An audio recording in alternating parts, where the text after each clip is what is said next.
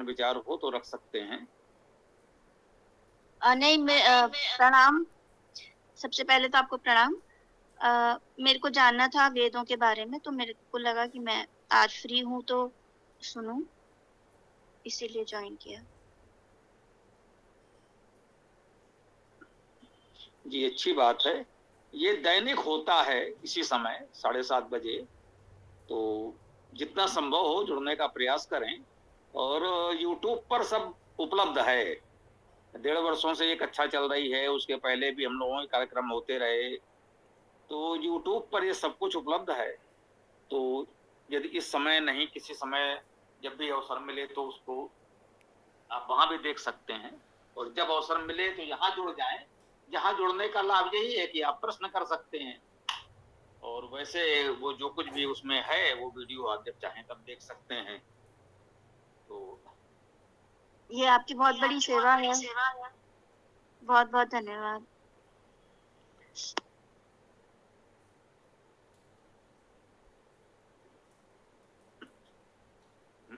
तो ठीक है, किसी का कोई और प्रश्न होता है तो वो ले लें, या पुलकित जी अपना विषय प्रस्तुत करेंगे, उसके पश्चात जो भी प्रश्न आएंगे वो ले लिए जाएंगे। आप प्रश्न किसी का हो तो हम ले सकते हैं, कोई सी बात नहीं है। कोई कुछ आशा लेकर जुड़ा हो कि भाई इस विषय पर हम कुछ पूछेंगे तो रख दीजिए। स्वामी जी, एक बार बार चीज मन में आ रही है, अक्सर उथड़ बुन चल रही है। बीच में एक बार चर्चा भी की थी। यद्यपि पुनर्जन्म के बारे में वेद में तो कुछ मिलता नहीं है, जो संभवतः बाद के समय में जैसे जैसे मानव की विकास यात्रा चली, तो शायद उसके साथ इसका आविर्भाव हुआ हो पुनर्जन्म की अवधारणा का। ऐसा कुछ लगता है विचार करने से।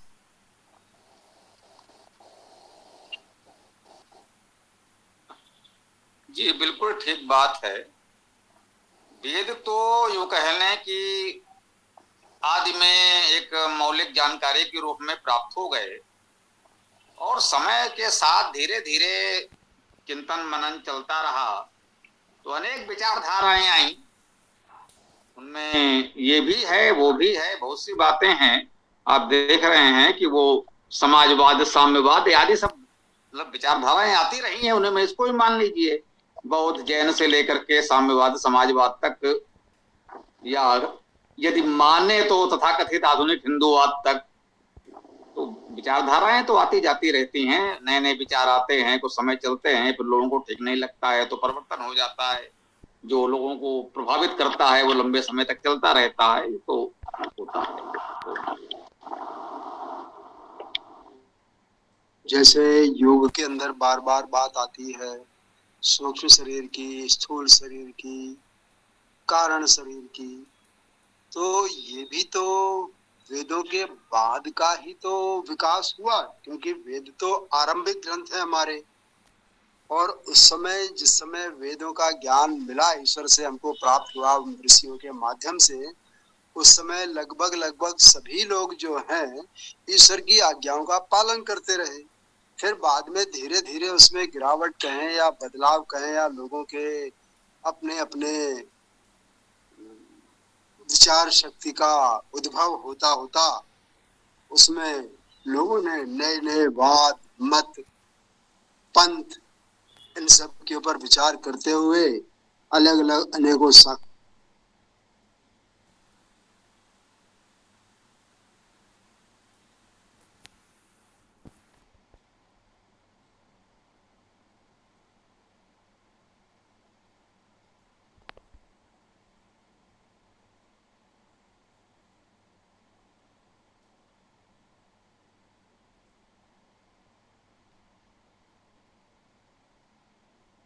जी, हरीश जी को हम लोग सुन नहीं पा रहे हैं,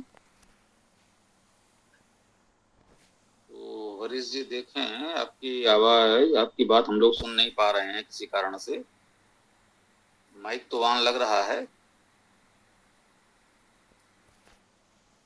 मुझे भी आवाज नहीं आ रही। जी अपना जी जी। विचार मत भिन्नता प्रस्तुत करना चाहे तो अवश्य करें।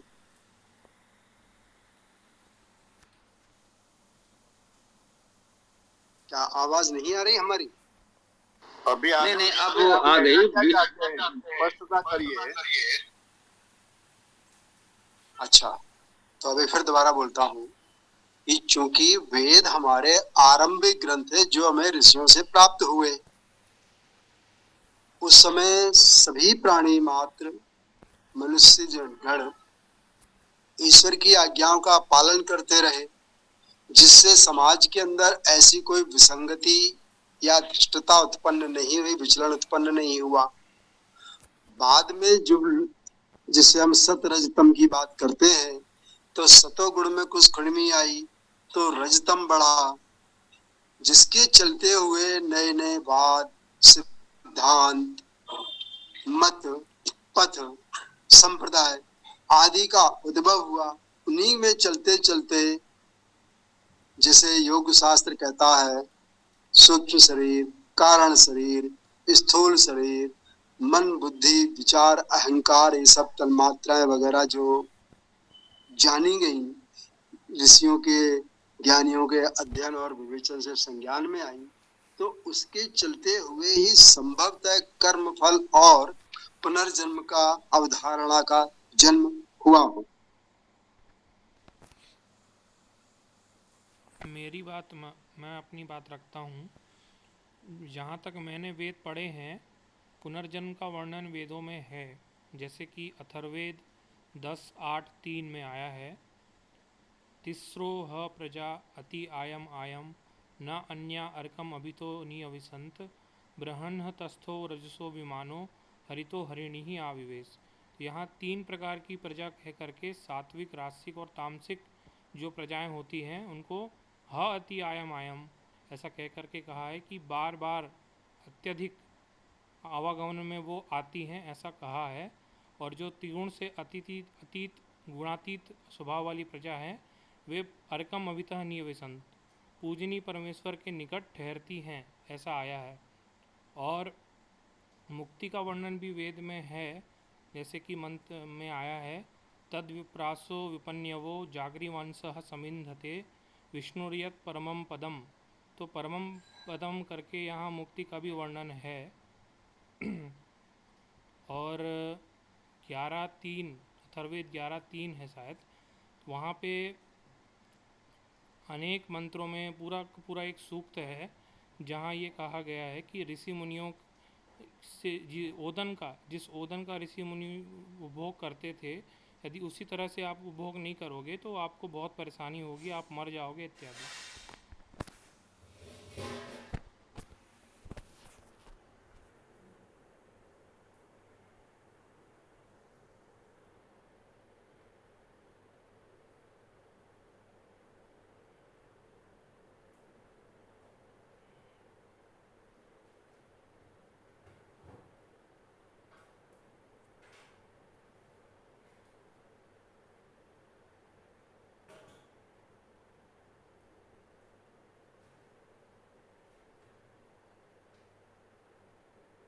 हाँ भाई, किसी को कुछ कहना हो तो बताएं।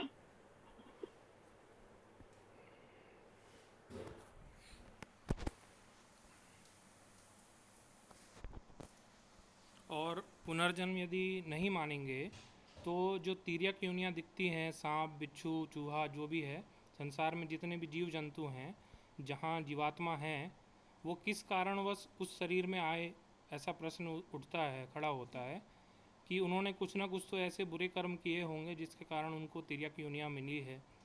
और हम मनुष्य योनि भी हमको इसलिए मिली है क्योंकि हमने कुछ ना कुछ तो अच्छा या बुरा किया होगा। तो पुनर्जन्म तो मैं तो मानता हूँ पुनर्जन्म को, और मैं ये भी मानता हूँ कि वेदों में भी पुनर्जन्म का वर्णन है। हाँ भाई, किसी और को इस विषय पर कुछ कहना हो तो बोलिए। नहीं, पुलकित जी अपनी बात रख सकते हैं। प्रहलाद जी कुछ कहना चाह रहे थे, आप बताइए, बोलिए। नहीं, जैसे हम तर्क लगाते हैं कि मनुष्य का जन्म हुआ, बच्चे का जन्म हुआ, तो वो कोई भी कार्य होता है, उसका परिणाम जब होता है तो उसके पहले कारण भी होता है। तो ईश्वर ने हमें मनुष्य जन्म दिया, तो ये गिफ्ट तो दिया नहीं है, ईश्वर न्यायकारी है।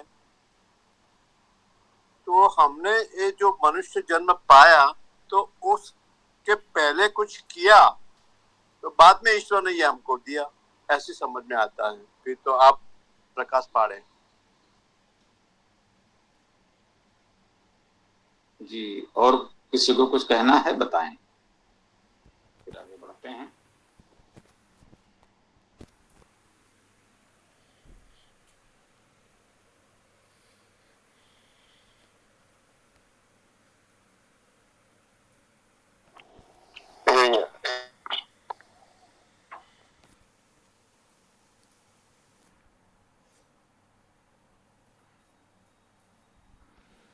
पुलकित जी, आप अपनी बात रखें।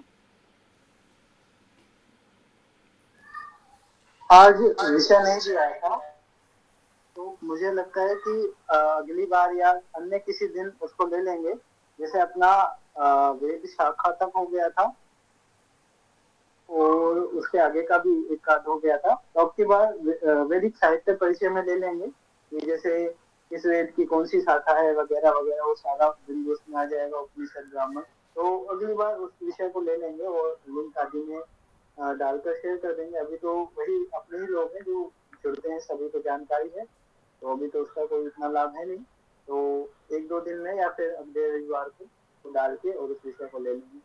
अभी कोई प्रश्न आदि हो तो कर सकते हैं, और जैसे भैया ने अभी दिए तो आप उनको ग्रुप आदि में शेयर कर दीजिए, एक साथ इकट्ठा करके किसी दिन एक साथ रख लेंगे इन सभी मंत्रों को, पुनर्जन्म आदि के जितने भी मंत्र आदि मिलेंगे, तो जब भी उस पर चर्चा हो पाएगी। ऐसे एक दो पे तो कैसे करेंगे, ठीक से हो नहीं पाएगा पूरा विषय।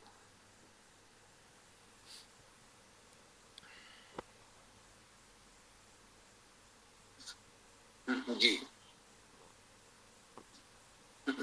मैं थोड़ी सी बात कह करके इस विषय को चाहूंगा कि थोड़ा आगे बढ़ा जाए, कोई और बात भी रख सकें। जैसे अभी पुनर्जन्म पर कुछ चर्चा हुई, कहीं से कैसे भी बात आई, इसके दो पक्ष हैं। एक तो तर्क और विचार का पक्ष है कि हम ये कह रहे हैं भाई ऐसा ये दिख रहा है तो ऐसा क्यों हुआ होगा, इसके पीछे क्या कारण होगा। तो पूर्व जन्म इसका एक कारण हो सकता है, जो वर्तमान जन्म दिख रहा है, इस वर्तमान जन्म में जो कुछ भी हो रहा है उसके पीछे पूर्व जन्म के किए गए कर्म कारण होंगे, इसलिए इस जन्म में ऐसा है। तो ये एक तर्क है, निश्चित रूप से तर्क है। इस तर्क को नकारा तो नहीं जा सकता। हाँ, दूसरे लोग दूसरे तर्क भी दे सकते हैं, इस जन्म में जो कुछ हो रहा है उसके लिए पुनर्जन्म मानना आवश्यक नहीं है, दूसरे भी कारण हो सकते हैं। वो एक अलग चर्चा का विषय हो जाएगा और वो अनंत चर्चा का विषय है। इसमें कोई संदेह नहीं है कि वो अनंत चर्चा का विषय है। उसको इतना ही कह सकते हैं कि जितने भारतीय मतपंथ वर्तमान में हैं, जो मूल भारतीय हैं कह सकते हैं, भारत में जन्मे हैं, वो चाहे अपने आप को वैदिक सनातनी कहने वाले लोग हों, बौद्ध जैन सिख आदि हों, ये सभी पुनर्जन्म को मानते हैं। इसमें कोई संदेह नहीं है। जैसा कि पहले भी बात हुई थी कि बौद्ध जैन किसी ईश्वर को ही नहीं मानते, फिर भी पुनर्जन्म को तो मानते हैं। तो कम से कम भारत में, भारत के सभी मतों में पुनर्जन्म एक दृढ़ मान्यता तो है। वो कितना उचित अनुचित है अभी हम उस पर कोई निर्णय तो नहीं देंगे। हमारा स्वभाव है, आप सब जानते हैं, हम कोई निर्णय नहीं थोपते कि हम ये कह रहे हैं वो सबको मानना चाहिए। हम सबकी बात सुनते हैं और चाहते हैं स्वतंत्र रूप से सब लोग विचार करें और जो जिसको उचित लगे वो अपना लें। तो एक तो तर्क वाला पक्ष है, मान्यता वाला पक्ष है। भारतीय समाज के सभी मत पंथ संप्रदाय पुनर्जन्म को मानते हैं, ये ठीक है। और ये भी है कि उसके पीछे माना जाता है कि वर्तमान समय में हमें जो भी जन्म मिला है, और कुछ लोग कहते हैं इस जन्म में भी हमारे साथ जो कुछ हो रहा है उसके लिए हमारे पूर्व जन्म के कर्म उत्तरदायी हो सकते हैं। ये एक विचार, एक तर्क, एक मान्यता। हम लोग यहाँ इस विषय पर विचार कर रहे थे कि जो 4 वेद मंत्र संहिताएं हैं उनमें कहां कहां पुनर्जन्म की बात आई है। यहां प्रश्न ये नहीं है कि पुनर्जन्म होता है या नहीं होता, पुनर्जन्म सत्य है या नहीं है। हमारा प्रश्न ये है कि 4 वेद मंत्र संहिताओं में कहां कहां पुनर्जन्म की बात आई है, या यूं कहें कि किन किन मंत्रों को पुनर्जन्म के समर्थन में प्रस्तुत किया जाता है, उन मंत्रों पर विचार किया जाए और देखा जाए कि उन मंत्रों में जो कुछ कहा जा रहा है उससे हमें पुनर्जन्म के विषय में क्या जानकारी मिल रही है ना। तो या तो ये कहें कि वो किसी भी मंत्र में पुनर्जन्म की बात ही नहीं कही गई, एक पक्ष। अभी हमने कोई मंत्र प्रस्तुत नहीं किया, नहीं पढ़ा, ईसापुत्र जी ने कुछ मंत्रों का उल्लेख किया अवश्य, तो पुलकित जी ने यही कहा कि उन सभी मंत्रों पर एक एक करके विचार किया जाए और भी मंत्र जिसके पास हो वो भी एकत्र कर लें। तो एक एक मंत्र पर एक एक करके विचार होगा, एक साथ कई मंत्र आप पढ़ देंगे तो कोई उस पर विचार नहीं हो पाएगा। तो एक तो ये है, सबकी अपनी अपनी मान्यता है और सबको अधिकार है अपनी मान्यता रखने का। हम लोग ये प्रयास कर रहे हैं कि 4 वेद संहिताओं में पुनर्जन्म बताने वाले जो भी मंत्र हों उन पर स्वस्थ चर्चा करें, उनका संकलन करें और हो सके तो उन सभी मंत्रों को संकलित करके पुनर्जन्म विषय पर वेद का मंत्र क्या है एक पुस्तक प्रकाशित की जाए। हम स्पष्ट कह रहे हैं, पुनर्जन्म से संबंधित सभी मंत्रों का संकलन करके हम एक पुस्तक भी प्रकाशित करना चाहते हैं। उसके लिए सब लोग अपने अपने ओर से जो भी पुनर्जन्म से संबंधित मंत्र जिसको जहां से मिले उनको संकलित कर लें तो ये पुस्तक तैयार की जा सके।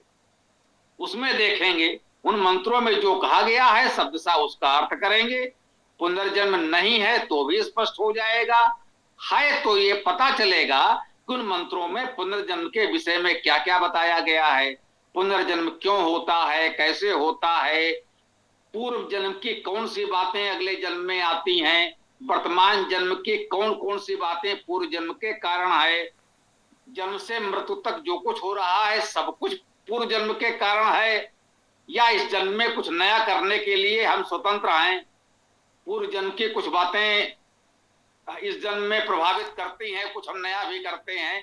तो इन सभी विषयों पर वेद क्या कहता है समझ रहे हैं, स्पष्ट इसको समझें कि हम इस दिशा में प्रयास कर रहे हैं कि इसमें वेद क्या कहता है, अन्य लोग क्या कहते हैं उस विषय पर हम नहीं जाएंगे। अन्य किसी भी ग्रंथ में बौद्ध क्या कहते हैं, जैन क्या कहते हैं, योग दर्शन में क्या कहा गया है, पुराणों में क्या कहा गया है, गीता में क्या कहा गया है, उन विषयों पर हम नहीं जाएंगे। हमें केवल और केवल ये देखना है कि 4 वेद मंत्र संहिताओं में पुनर्जन्म के विषय में कहां कहां क्या क्या कहा गया है, उन मंत्रों का क्या शाब्दिक अर्थ हो सकता है, तो उन सबको संकलित करके पुनर्जन्म पर एक अच्छी पुस्तक प्रकाशित कर दी जाए तो सभी के लिए सुलभ हो जाए कि वेद और पुनर्जन्म, ये कैसे कि बातचीत में उसका एक तरह शीर्षक भी आ गया, उस पुस्तक का शीर्षक हो सकता है तो वेद और पुनर्जन्म। वेद में पुनर्जन्म के जो भी मंत्र हैं सबको संकलित करें। हमारा उद्देश्य ये है, हमारा ये उद्देश्य नहीं है कि हम कह रहे हो कि नहीं पुनर्जन्म तो परम सत्य है या पुनर्जन्म होता ही नहीं है, ये बिल्कुल असत्य है, हम ऐसा कुछ नहीं कह रहे हैं। ईसापुत्र जी ने कुछ मंत्रों की चर्चा की, बहुत अच्छी बात है, अन्य लोग भी ऐसे मंत्रों का संकलन करें, हम यहाँ गोष्ठी में एक एक मंत्र की चर्चा करें और उन सारे मंत्रों को संकलित करके एक पुस्तक प्रकाशित की जाए। हमारा सकारात्मक उद्देश्य है, यूं समझ ले, हम तर्क नहीं करेंगे, केवल वेद से प्रमाण खोजेंगे। ठीक है, तो आज के लिए पुनर्जन्म के विषय को यहाँ एक प्रकार से हम विराम दे सकते हैं। फिर भी कोई सज्जन कोई अपना पक्ष रखना चाहे तो हम किसी को मना नहीं करते, अपनी बात रख पाएंगे। शौनक जी जुड़े हैं, अच्छी बात है, आपका स्वागत है। और अच्छी बात यही है कि आपने एक विषय लिया था और उसमें आपने कहा कि हम आपका ही भाष्य प्रस्तुत कर रहे हैं, आपने अपने पक्ष में हमारा भाष्य प्रस्तुत किया, ये हमारे लिए सौभाग्य की बात है। आपने इतना अनुभव किया कि हमने जो वेद का भाष्य किया है वो निष्पक्ष है, भले ही उसमें हमारे विपरीत आपके पक्ष का समर्थन आपको मिला, ये हमारे लिए बहुत अच्छी बात है कि हमने अपने पक्ष को सिद्ध करने के लिए अर्थ करते समय कोई जोड़ तोड़ नहीं की, उसमें कोई भ्रम नहीं लाए, तो ये अच्छी बात है। तो सौनक जी कुछ कहना चाह रहे हैं, अब हम आपकी बात सुनते हैं, बोलिए। हाँ हाँ प्रणाम जी। मैंने तो वह तो कुछ सत्रों में नहीं जुड़ पाया। मेरा मोबाइल खराब था, वो तो रिपेयर करना पड़ा। तो आज अवसर पाकर मैंने जुड़ा, तो इसलिए मैं आपको धन्यवाद देता हूँ। तो ठीक है, हाँ, आपसे व्हाट्सएप ग्रुप पर जो बात हुई कि ईश्वर साकार निराकार, इस विषय पर, तो आपने कहा कि ईश्वर केवल निराकार है। तो मैंने कहा कि ईश्वर साकार और निराकार दोनों है। तो आप ग्रुप पर आपका जो यजुर्वेद भाष्यों, यजुर्वेद माध्यम संहिता का जो भाष्य आपने डाला, उसमें 16 से 40 अध्याय तक है। तो उसमें 16 अध्याय का जो पहला मंत्र है कि नमस्ते रुद्र मणि अवे ऊतोते ईशवे नमः बाहुभ्याम ऊतते नमः। तो यहाँ आपने भाष्य किया कि बाहुभ्याम, बाहुओं के लिए, प्रयासों के लिए, नमः, नमन, ये तुम्हारे दोनों बाहुओं के लिए नमन, कि ईश्वर के दोनों बाहुओं के लिए नमन है। ये आपने भावार्थ में लिखा, मंत्रार्थ में भी लिखा। तो अब स्वयं ही विचार करें कि निराकार की बाहु तो हो नहीं सकता है ना। निराकार का कोई बाहु, कोई पैर, कोई अलग कुछ तो नहीं हो सकता। तो इसीलिए साकार का ही बाहु हो सकता। मैंने ये नहीं कहता हूँ कि ईश्वर निराकार नहीं है, मैंने ये कहता हूँ कि ईश्वर साकार और निराकार दोनों है। हाँ, इस पर यह प्रश्न हो सकता है कि ईश्वर एक ही साथ साकार और निराकार कैसे हो सकता है। और कोई लोग ये भी बोल सकता है कि इसमें वेदों में स्वविरोधिता आ जाते हैं। तो इसका समाधान मनुस्मृति से हम लोग को मिल जाते हैं कि मनुस्मृति 2:14 में ऐसा कहा गया है कि वेदों में जब दोनों अलग अलग स्थानों पर दोनों अलग अलग कथा कहा गया है, तो वो दोनों ही प्रमाण है। तो इससे वेदों के ऊपर कोई स्वविरोधिता का प्रश्न नहीं आता है, मिट जाता है मनुस्मृति के प्रमाणों के आधार पर। और ईश्वर ने साकार और निराकार दोनों है, यही प्रमाणित होता है। ठीक है, नमस्कार जी। माइक बंद कर दिया करें, क्योंकि 2 माइक एक साथ चलते हैं तो समस्या आती है। प्रारंभ में हम लोगों ने अनुभव किया था, पर ये नियम बना है। हमारा ही माइक ये लोग बंद करते थे, करना पड़ता था, वो उचित है। तो अच्छा लगा। हमारा उद्देश्य ही इस गोष्ठी का यही है कि सब लोगों के अलग अलग विचार यहाँ प्रस्तुत किए जाएं, सब लोग सुने। प्रारंभ में हमने कहा यहाँ उद्देश्य हार जीत का नहीं है, हम कोई ऐसा शास्त्रार्थ विवाद नहीं करते इसमें कौन हारा कौन जीता। सब लोग अपना पक्ष रखें, सब लोग सबकी बात सुने, और जिसको जो अच्छा लगे वो स्वीकार कर ले। हमारा उद्देश्य है कि सबके विचारों को सुना जाए, समझा जाए, जो अच्छा लगे स्वीकार कर ले।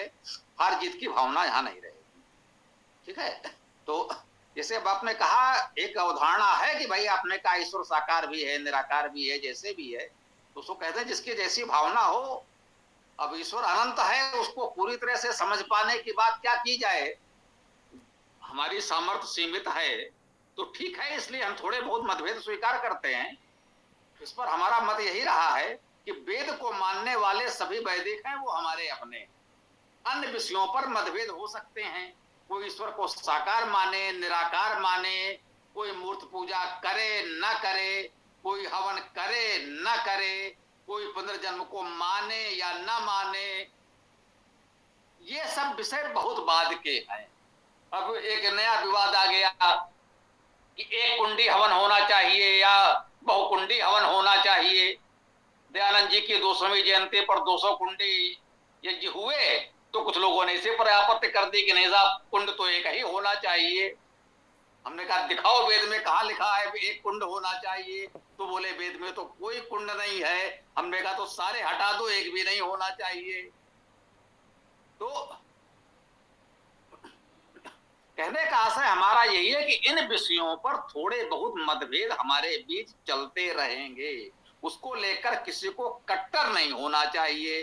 भैया आपको लगता है एक ही कुंड पर्याप्त है या आप एक कुंड में करो, उनको लगता है 1000 कुंड चाहिए, बहुत भीड़ आ रही है तो उनको 1000 बनाने दो, है। किसी को लगता है एक भी नहीं चाहिए, हवन कुंड की कोई आवश्यकता नहीं है तो वो ना रखे। किसी को लगता है मूर्ति के बिना हमारी उपासना नहीं हो पा रही तो भैया आप रख लो। किसी को लगता है मूर्ति की कोई आवश्यकता नहीं, उसके बिना हम कर सकते हैं, अवश्य करो। तो हमारा कहना केवल इतना है कि वेद प्राचीनतम है, वेद हमारा मूल है, ये सब जानते हैं और मानते हैं। तो भैया वेद पढ़ो और पढ़ाओ, और वेद पढ़कर आपको जो बात मिल जाए उसे अपनाओ। वेद पढ़ा नहीं, वेद देखा नहीं और इस बात पर विवाद कर रहे हैं कि वेद में मूर्ति है कि नहीं, वेद में साकार है या निराकार है। अरे भाई वेद को पढ़ो तो पहले, एक भी वेद गंभीरता से पढ़ लो, तब आपको ये कहने का नैतिक अधिकार मिलेगा कि वेद में है क्या और क्या नहीं है। लोगों ने वेद तो देखा ही नहीं। स्थिति ये है कि वेद को देखा ही नहीं। अभी एक बहुत अच्छे व्यक्ति सज्जन हमसे मिले, वो गीता प्रेस गोरखपुर को सहयोग देते हैं। गीता प्रेस गोरखपुर के संचालक मंडल के लोग उनसे मिलते रहे, क्योंकि वो उनके सहयोगियों में है, आर्थिक सहयोग देते। आयु उनकी हमसे बहुत अधिक है, 80 के आसपास होगी। उनको कहीं से पता चला कि भाई यहाँ पर कुछ वेदों पर कार्य है, तो उनका चलो वेद देखने को मिलेगा। इस भावना से वो हमारे पास आए कि वहां कम से कम वेद देखने को मिलेगा। जब उन्होंने यहाँ पर प्रकाशन का बैनर लगा हुआ देखा तो उनका अच्छा ये तो प्रकाशन भी है तो खरीद भी सकते हैं, उन्हें और अच्छा लगा। आए और उन्होंने खरीदा, ले गए, हमें प्रसन्नता हुई। लेकिन आप ये देखिए कितना धार्मिक व्यक्ति जो गीता प्रेस गोरखपुर जैसे संस्थान का सहयोगी है, इस आयु तक उन्होंने कहीं वेद देखा नहीं था। तो सबसे बड़ी समस्या तो ये है कि हम सब वेद को प्रमाण मानकर शास्त्रार्थ विवाद करते हैं और वेद हम में से अधिकांश लोगों ने देखा नहीं है। ये समस्या आर्य समाजियों के साथ भी है और अन्य लोगों के साथ भी। आर्य समाज का हम इसीलिए सम्मान करते हैं कि वेद का प्रचार प्रसार उन्होंने किया। आज हम वेद पर इतनी बात इसीलिए कर रहे हैं कि उसका पूरा श्रेय हमारे समाज को देना चाहते हैं। आर्य समाज की बहुत सी बातों से हम असहमत हो सकते हैं, वो अलग विषय है, लेकिन उन्होंने खुलकर वेद का प्रचार प्रसार किया, इसमें कोई संदेह नहीं है। ये हमारे ऊपर उनका ऋण है, ये हम स्वीकार करते हैं। उनकी कुछ बातों से हम असहमत होंगे तो बने रहें, उसका स्वागत है, उससे हमें कोई समस्या नहीं है। आर्य समाजियों की स्थिति है कि सत्यार्थ प्रकाश के अलावा उन्होंने कुछ पढ़ा नहीं, इसके अलावा वेद उन्होंने देखा नहीं। अरे भाई आप दयानंद जी को मानते हो तो उन्हीं का भाष्य पढ़ लो। मैं कहता हूं जो लोग सायण उबड़ महीधर को मानते हैं उनका ही भाष्य पढ़ लें। गायत्री परिवार वाले अपने गुरुजी श्री राम शर्मा आचार्य का ही भाष्य पढ़ लें। करपात्री जी के शिष्य करपात्री जी महाराज का किया हुआ वेद भाष्य पढ़ लें। वेद भाष्य किसका पढ़ें, इसको लेकर विवाद हो रहा है। आपने कौन सा पढ़ा? बोले जी नहीं, हमने तो कोई नहीं पढ़ा। हमने आपसे वो बहुत अच्छे हैं जो किसी का भी पढ़ रहे हैं, कुछ भी वेद पढ़ रहे हैं, कैसा भी पढ़ रहे हैं, वे उन करोड़ों लोगों से बहुत अच्छे हैं जिन्होंने वेद अभी देखा पढ़ा नहीं है। तो हमारा निवेदन यही है कि हम सब ये जागरूकता लाएं कि वेद में क्या है इस पर विवाद न करें, लोग वेद कैसे पढ़ें इसका प्रयास करें। जब वेद को लोग पढ़ेंगे तो अपने आप सच क्या है जानेंगे। मैं सोनक जी यही कह रहा हूं कि जैसे आपने कहा 16वां अध्याय में है, उन्होंने कहा आप उसको फोटो दे दीजिए, पीडीएफ दे दीजिए। आपने कहा पीडीएफ तो बहुत भारी है, नहीं दे सकते। मैंने अपने साथी से कहा हमने भैया दे दे पीडीएफ, हमारे साथी ने दे दिया, हमने नहीं दिया जैसा आपने कहा। वो हम तो नहीं कर सकते, तो बच्चे हैं यही सब करते हैं। हमने एक बच्चे से कहा बेटा दे दे, उसने दे दिया।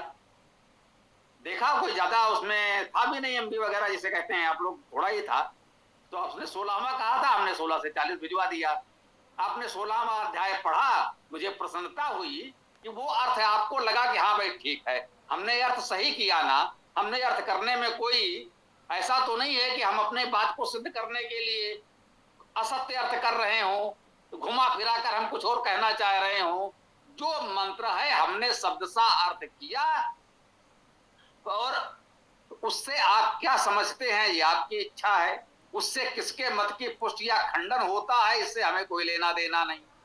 हमारा अर्थ शब्द सा बिल्कुल निष्पक्ष है, यदि वेद में मूर्त पूजा है तो मिलेगी, वेद में हवन कुंड है तो मिलेगा, वेद में पुनर्जन्म है तो मिलेगा, और नहीं है तो नहीं मिलेगा। साकार है तो मिलेगा, निराकार है तो मिलेगा। इस निष्पक्षता के साथ आप वेद का स्वाध्याय करें, ये हमारा मुख्य विषय है। इन विषयों पर बहुत विवाद न करें कि वेद में क्या है, कैसा है, क्यों। ठीक है, तो अंत में जो साकार निराकार है, मैं केवल थोड़ी सी बात कह के समाप्त करूंगा।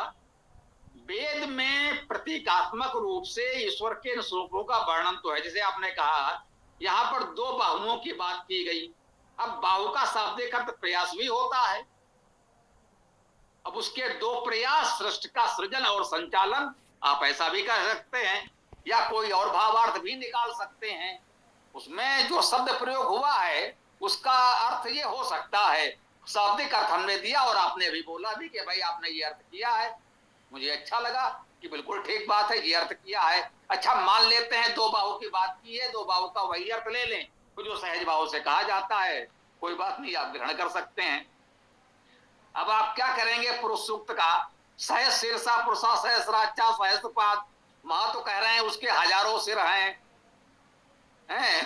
हजारों पैर हैं, अपना हरि है हजार हाथ वाला। तो इसका क्या भाव हुआ? इसका यह अर्थ नहीं है कि वो कोई एक व्यक्ति प्राणी है शरीरधारी जिसके हजार सिर हैं, हजार हाथ, कह रहे हजार सिर हैं, हजार नेत्र हैं। अब आप कहेंगे भाई जब हजार सिर हैं तो नेत्र तो 2000 होने चाहिए। जब हजार सिर हैं तो पैर भी 2000 होने चाहिए, नेत्र भी 2000 होने चाहिए। लेकिन सिर भी 1000 है, नेत्र भी 1000 है, पैर भी 1000 है। तो इसका क्या भाव हुआ? हजार का अर्थ ये बिल्कुल नहीं है कि वो गिनती गिन करके 1000 संख्या में सिर पैर नेत्र आदि आए।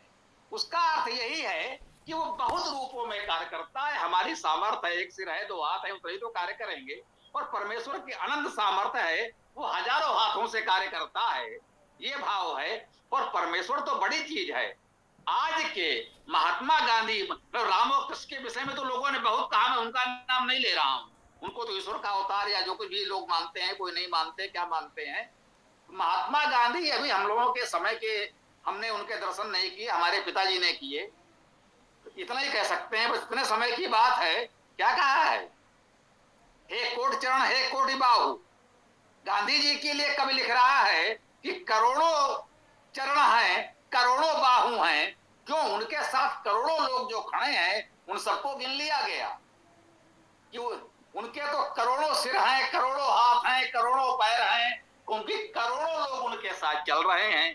तो कविता में उसने एक चमत्कारी रूप से यही कह दिया, हे कोटि चरण, हे कोटि बाहु, हे कोटि रूप, हे कोटि नाम, युग युग तक कोटि प्रणाम। तो एक कवि ने अपने एक काव्यात्मक शैली में वर्णन कर दिया। इसका तो अर्थ नहीं कि महात्मा गांधी जी एक व्यक्ति थे, उनके इतने हाथ पैर रहे होंगे, वो तो संभव नहीं है। उसका भाव यही है कि समाज में उनका कितना प्रभाव था, कितने लोग उनके साथ चलते थे। अब इस बात से कोई सहमत हो या ना हो, गांधी जी को कोई अच्छा माने या बुरा माने, यहाँ वो विषय नहीं है, उस पर टिप्पणी मत कीजिएगा। हम केवल ये बता रहे हैं कि कवि लोग कैसे कैसे वर्णन करते हैं, तो उसको शब्दसा नहीं लेना चाहिए। मेरा अपना मानना है कि उसको इन प्रतीकात्मक अर्थों में लेना चाहिए। वही बात वेद भी काव्य है, ईश्वर के विषय में भी ऐसी बहुत स्थानों पर कही गई है।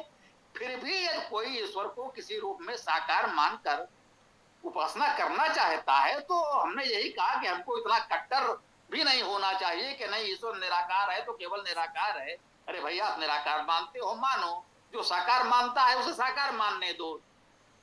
वेद को मानता है तो वो वैदिक है, और अन्य विषयों पर मतभेद है तो बने रहे। भाई यहीं से हमारी बात को समापन विराम देते हैं। ओम। हाँ, प्रणाम जी। तो मैंने आपकी बात ध्यान से सुनी। तो इसके ऊपर मेरी दृष्टि ये है कि देखिए, हाँ, आप ये कहा कि जब 1000 हाथ है वो तो आंखें तो 2000 होना चाहिए ना, 1000 सिर है तो आंखें 2000 होना चाहिए। देखिए, संस्कृत में सहस्र शब्द अनंतार्थक है। तो अनंत बाहु है, अनंत सिर है, अनंत अक्षय है, ऐसा ही वो मंत्र का अर्थ है। और आप ये भी देखिए कि जब आप ईश्वर को निराकार मानते हैं तब आप एक मंत्र का अक्षरिक अर्थ लेते हैं। तो कोई भी व्यक्ति तो उस मंत्र का अर्थ में भी रूपक ऐसा कहकर ईश्वर को निराकार मानने से भी इनकार कर सकते हैं।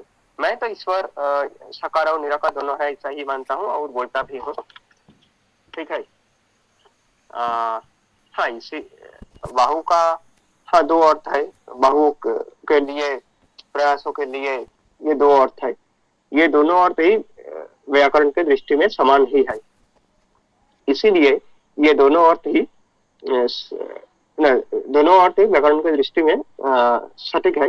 इसलिए इसमें कोई एक अर्थ को गलत आप या मैं नहीं कह सकता हूँ। ठीक है। तो ये है। मैं और एक भी प्रमाण देता हूँ जो सामवेद संहिता का प्रथम मंत्र में है। ऋग्वेद संहिता का प्रथम कांड का द्वितीय सूक्तों का प्रथम मंत्र में भी है। तो सामवेद संहिता में जो है अग्नो आया ही वीतये गृणानो हविय दातये। अब देखिए यहाँ आ या ही ऐसा ही अर्थ है, ऐसा ही धातु है। तो ये धातु है या प्रापणे। तो इसके ऊपर, इसके पहले जब आ ऐसा उपसर्ग युक्त होता है तो इसका अर्थ होता है कि आना, प्रस्तुत होना। यह अर्थ आर्य समाजी बुद्धान विद्वान श्री युधिष्ठिर जी मीमांसक ने किया। तो मैंने उनका संस्कृत धातु कोश से ही यह अर्थ उद्धृत करता हूँ। तो अब देखिए यहाँ आने के बाद ही कहा गया है। तो जिन्होंने केवल निराकार है उन्होंने तो सर्वस्थान पर है ही, तब उनको अलग से, उन्होंने कोई स्थान पर अलग से कैसे आ सकते हैं। और अग्नि, वायु इत्यादि नाम तो परमेश्वर का है, ऐसा स्वामी दयानंद ने भी कहा। तो उन विद्वानों ने जो कहा उनको इकट्ठा करने के बाद जो सिद्धांत निकलता है कि यहाँ परमेश्वर को आने के लिए ही कहा गया है। तो इसीलिए भी इससे भी प्रमाण होता है कि ईश्वर साकार है। हाँ, मैं ये नहीं कहता हूँ कि ईश्वर निराकार नहीं है, मैंने ये कहता हूँ कि ईश्वर साकार और निराकार दोनों है। ठीक है। प्रणाम जी।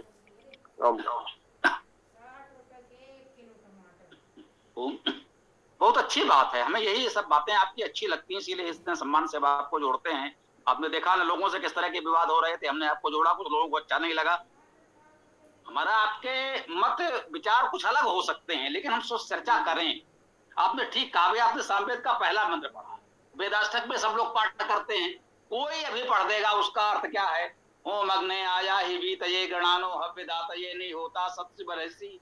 हे अग्नि आइए व्याप्त हेतु, जीवन में दिव्य प्रकाश हेतु, वाणी अभिसिंचन बोध करें, अभिदाता के कल्याण हेतु, आह्वान दान करने वाले, आसीन सदा अभिवृद्धि हेतु।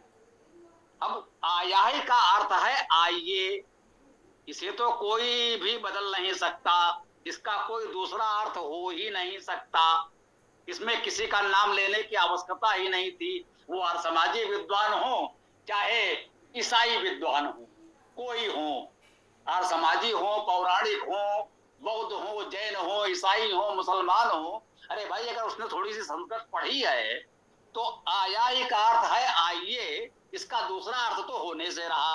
अब रह गई बात भावार्थ की, हम बिल्कुल कहते हैं भावार्थ सबको अधिकार है कि अपने अपने विचार से करें। अब ईश्वर सर्वव्यापक है तो उसको कहीं आना जाना नहीं है, हम निरंतर कहते हैं। आइए का भाव हम ये ग्रहण करते हैं कि उसे हम अपने हृदय में अनुभव कर सकें, हमारे लिए उसका आना ये हो गया। आप कह सकते हैं यहाँ कहा जा रहा है आइए, अर्थात वो कहीं अन्य स्थान पर है, हम बुला रहे हैं, वो हमारे पास आ जाएगा।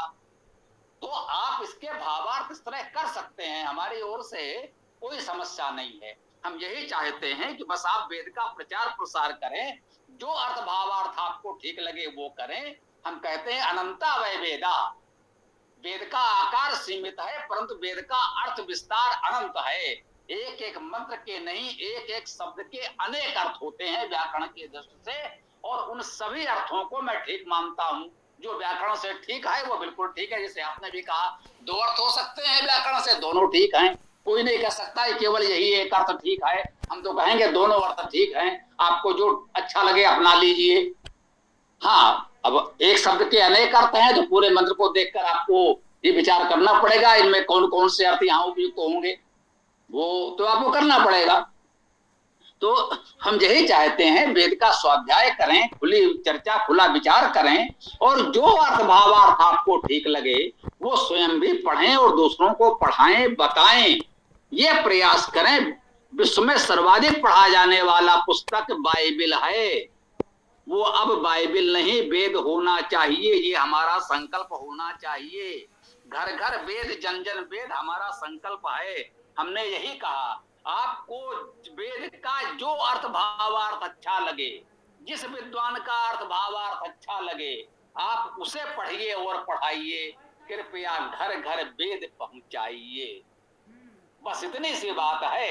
हम आपके सभी अर्थों को स्वीकार करते हैं। आप उन आर्य समाजियों से बहुत अच्छे माने जाएंगे जो केवल सत्यार्थ प्रकाश पढ़ते हैं, जिन्होंने वेद नहीं देखा। यदि कोई वेद की निंदा करने के लिए भी वेद का स्वाध्याय कर रहा है तो हम उस वेद निंदक को भी कहेंगे उनसे अच्छा है जो वेद नहीं पढ़ते। किसी भाव से वो पढ़ तो रहा है, तो न पढ़ने वालों से तो वो भी अच्छा है जो निंदा करने के उद्देश्य से पढ़ रहा है। लोग कहते हैं मैक्स मुलर ने इसीलिए वेद को पढ़ा। उसने पढ़ना प्रारंभ किया तो कहा कि वेद को यहाँ के लोग अपना मूल मानते हैं, मैं वेद के दोष ढूंढ ढूंढ कर उनको दिखाऊंगा तो उनका ईसाईकरण करने में आसानी होगी, हमें सरलता होगी। बहुत अच्छी बात है। मैक्स मुलर जी ने वेद पढ़ना प्रारंभ किया कि उससे वो उनके दोष खोजेंगे, गलतियां खोजेंगे। भाई ने 3 दशक 30 साल लगा दिए जीवन के वेद को पढ़ने में। जब 30 साल वेद को पढ़कर उसके पूरे हुए, लोगों ने कहा भाई जी आप बताओ वेद में आपको क्या क्या गड़बड़ मिला, उसको लेकर हम जाए भारत में ईसाई धर्म का प्रचार करने।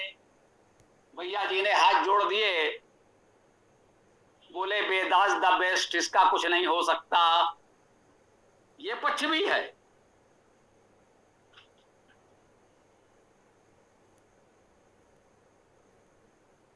ठीक है ना, ये पक्ष भी है कि उसने अंत में लिख दिया वेदास द बेस्ट। वेद का उसने भाष्य किया और उसकी पुस्तिका में अपने परिचय में लिखा शरमण्य देशवासी मोक्ष मूलर भट्ट।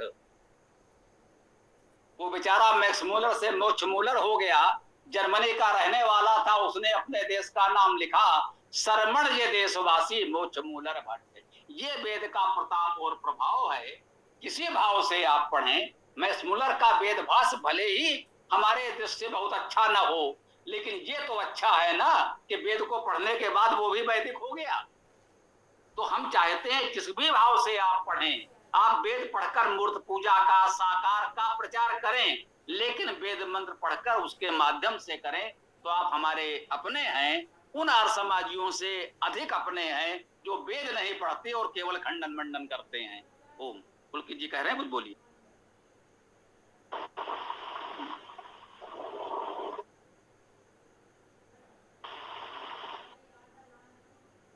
जी, मैं ये बात कर रहा था स्वामी जी कि अभी जो सोनक जी ने बात रखी उससे इतनी बड़ी गंभीर समस्या होगी। ठीक है, इन्होंने कहा 2 हाथ हैं ईश्वर के, मान लिया। ठीक है, इन्होंने कहा सहस्त्र शीर्ष यानी अनंत सिर है, ये भी मान लिया। सहस्त्र आंख है, ये भी मान लिया। सहस्त्र पैर है, ये भी मान लिया। हाथ केवल 2 हैं। ठीक है, तो ये भी मान लिया हमने। अब ये हमें ईश्वर का स्वरूप बता दें, ईश्वर का स्वरूप क्या है और हमारा ईश्वर है क्या। इन्होंने कहा निराकार भी है, जो कण कण में है, और उसके अलग से है ना, इस सृष्टि हमारे नहीं, हमारे आंख और ये सब की बात नहीं चल रही। उसके स्वयं की आंखें हैं, स्वयं के हाथ है, स्वयं के पैर है, सब चीजें। तो उनका आप हमें वर्णन दिखा दीजिए थोड़ा सा, तो समझने में स्पष्टता होगी। नहीं तो हम तो उसको ही मान लेंगे यजुर्वेद अध्याय 40 पर, जैसा कि कल परसों ही मैंने शेयर किया था, अकायम असनाविरम, कि भाई उसकी तो कोई काया नहीं है और ना कोई स्नायु वगैरह है, यानी शरीर नहीं है ना, काया शरीर दोनों पर्यायवाची है, और हाथ पैर ये सब तो शरीर में ही होते हैं, अलग से तो कुछ होते नहीं है। तो हम इन सबको काव्य की अलंकारित शैली मान लेते हैं, क्योंकि हमारे पास एक प्रमाण है कि उसका शरीर नहीं है, और इनसे इस काव्यात्मक शैली से अर्थ भी निकलते हैं कि अनंत सिर है, अनंत वो है, तो यह सब उस सृष्टि को व्यक्त करने के रूप में है जिसमें हम सब भी रहते हैं, अनेकों प्राणी हैं। इसी प्रकार जो बाहु है वहां पर भी कुछ स्पष्ट हो रहा है। लेकिन जब इस प्रकार की बातें होंगी कि 2 हाथ हैं और पैर अनेकों हैं, आंख अनेकों हैं, तो यहाँ पर थोड़ा संशय उत्पन्न होगा, तो थोड़ा इस पर भी चर्चा करें। जी, बहुत अच्छी बात है। देखिए, उन्होंने वही बात कह के बड़ा अच्छा स्पष्ट कर दिया कि सहस्र शब्द का भाव अनंत है। हाँ, स्पष्ट कर दें, सहस्र का शाब्दिक अर्थ अनंत नहीं होता, लेकिन निश्चित रूप से वहां पर सहस्र शब्द का जो प्रयोग हुआ है, वो जैसे मैंने कहा, वो गिनते गिन के 1000 नहीं है, उसका भाव अनंत ही है, भावार्थ अनंत है। ये बिल्कुल ठीक कहा सौनक जी ने, हमें अच्छा लगा। यही तो अर्थ हम लोग करते हैं, सहस्र का अर्थ वहां अनंत है, गिनते गिनने की आवश्यकता नहीं है। तो वो बिल्कुल ठीक बात है। और सौनक जी, यदि जैसा कि पुलकित जी ने प्रश्न किया है, या थोड़ा उसे स्पष्ट कर देंगे तो निश्चित रूप से अच्छा होगा। वैसे तो काव्यात्मक प्रतीकात्मक अर्थ तो है ही, और सब लोग अपना अपना भावार्थ करने के लिए स्वतंत्र है, ये तो हम कह ही रहे हैं। सौनक जी बताएं। हाँ, तो पुलकित जी ने कहा कि मैंने ये कहा कि ईश्वर के बाहु अनंत है, बाहु केवल 2 है, बाकी सब अनंत है, तो मैंने ये नहीं कहा। ये दोनों अलग मंत्र है। और वेदों में और एक मंत्र है कि रूपं रूपं, ये मंत्र में कहा गया है कि इंद्रो या परमात्मा बहुत ही रूप धारण करते हैं, इसलिए एक रूप में अनंत बाहु हुआ, एक रूप में 2 बाहु हुआ, तो ठीक है ना। यह है कि देखिए, अब जब निराकार का प्रतिपादन हुआ, जिन जिन मंत्रों में वहाँ शब्दार्थक अर्थों आप लेंगे, या जिन जिन मंत्रों में अलग कुछ प्रतिपादन हुआ, तो वहाँ रूपकात्मक अर्थ आप या अन्य कोई व्यक्ति ले लेंगे, ऐसा तो नहीं होंगे ना। बात यह है कि ठीक है, सभी मंत्रों पर भी रूपकात्मक अर्थ भी हम लोग ले सकते हैं, और सभी मंत्रों पर भी हम लोग अक्षरिक अर्थ भी ले सकते हैं।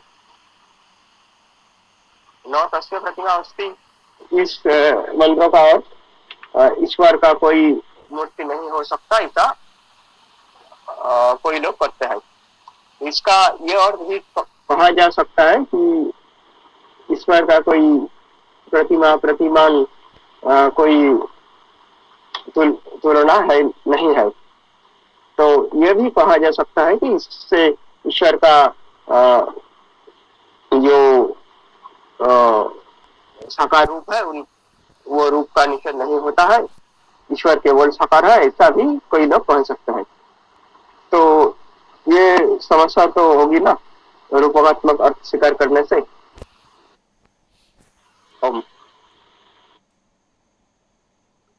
रूपक अर्थ की बात नहीं कर रहे, बात तो अच्छा ये बताइए, आप अकायम का अर्थ क्या लेंगे? किसी भी दृष्टि से देख लीजिए, अकायम का और असनाविरम का अर्थ क्या लेंगे? इतने में एक और बात करूंगा, एक बार इसका। देखिए, मैं ये नहीं कहता हूँ कि ईश्वर ने निराकार नहीं है। मैंने ये पहले ही कह दिया कि मेरा सिद्धांत ये है कि ईश्वर निराकार और साकार दोनों है। तो इसमें वेदों में कोई स्वविरोधिता का बात है ही नहीं, क्योंकि मनुस्मृति 2:14 के अनुसार वेदों में अलग अलग स्थानों पर अलग अलग बात कहा गया है, तो वो सब प्रमाण ही है।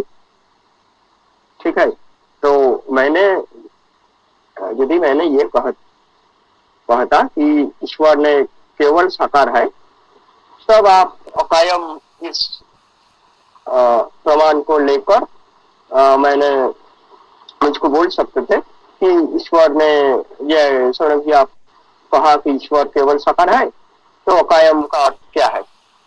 तो मैंने तो ये कहा कि ईश्वर में साकार और निराकार दोनों है। तो निराकार पक्ष तो ठीक है, तो साकार पक्ष को जो जो प्रमाण मैंने दे दिया, व्याकरण से भी प्रमाण दिया मैंने, तो इसके ऊपर आपका विचार, पुलकित जी का विचार क्या है, आप कहें।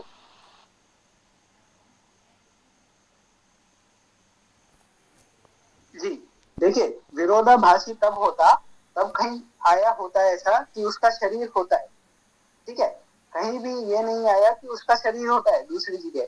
भाई मनुस्मृति की बात तो तब आती कि जब दोनों दोनों जगह विरोधाभास है ही नहीं, ये सिर्फ अंगों का वर्णन आता है और अंगों का उस प्रकार आता है। भाई आप खुद ही सोचिए, वेद के हम धातु जब ले रहे हैं, तो ये जो हम अपने कुछ भी अंग या फिर हमारे हैं, तो ये कुछ धातु लेकर ही रखे गए हैं इन अंगों का नाम। तो उनका जो अंगों का मूल है वो धातु में है कि भाई उनका ऐसा चीज है इसलिए उसका नाम रखा है। तो बाहु का अर्थ प्रयास आ रहा है, सब चीजों का अर्थ आ रहा है ना, एक अर्थ हम ले सकते हैं धातु से उसका। लेकिन जैसे स्पष्ट हो रहा है कि कहीं भी ऐसा नहीं आ रहा कि उसकी काया है। भाई ऐसा आ रहा होता तब हम मानते विरोधाभासी है, ऐसा तो कहीं नहीं आ रहा ना, ये शरीर के अंगों का वर्णन आ रहा है ना। अब अंगों का तो आप धातु जट लेके आसानी से उत्तर दे सकते हैं ना।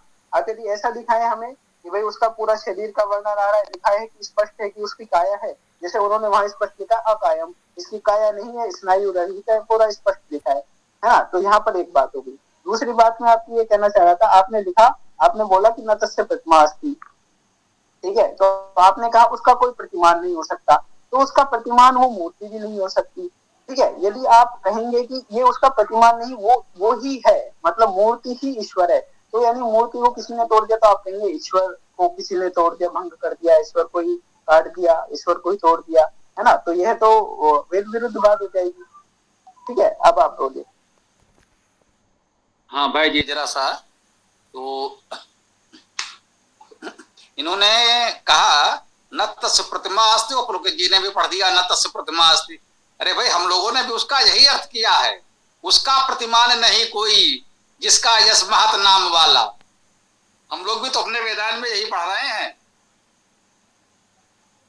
प्रतिमा का अर्थ मूर्ति कहीं नहीं होता, बिल्कुल स्पष्ट है, कोई और समाजी नहीं कह सकता कि प्रतिमा का अर्थ मूर्ति है। दयानंद जी ने कहीं नहीं कहा कि प्रतिमा का अर्थ मूर्ति है। सत्यार्थ प्रकाश में संभवतः कहीं उन्होंने ये बात कही है। कुछ लोगों ने कहा कि साहब वो प्रतिमा के संरक्षण आदि की बात कहीं कही गई है, कहीं से संदर्भ आया होगा। तो उनका भाई, प्रतिमा का अर्थ मूर्ति नहीं होता, प्रतिमा के बहुत से अर्थ होते हैं। राजा का कर्तव्य है, प्रतिमा का अर्थ हो गया, उन्होंने कहा बाट माप विभाग जैसे होता है, तो बाट जो है उनका ये प्रतिमा है, ये भी है कि वो सबका भार आकार समान हो, जिससे लेन देन में कहीं कोई गड़बड़ न हो सके।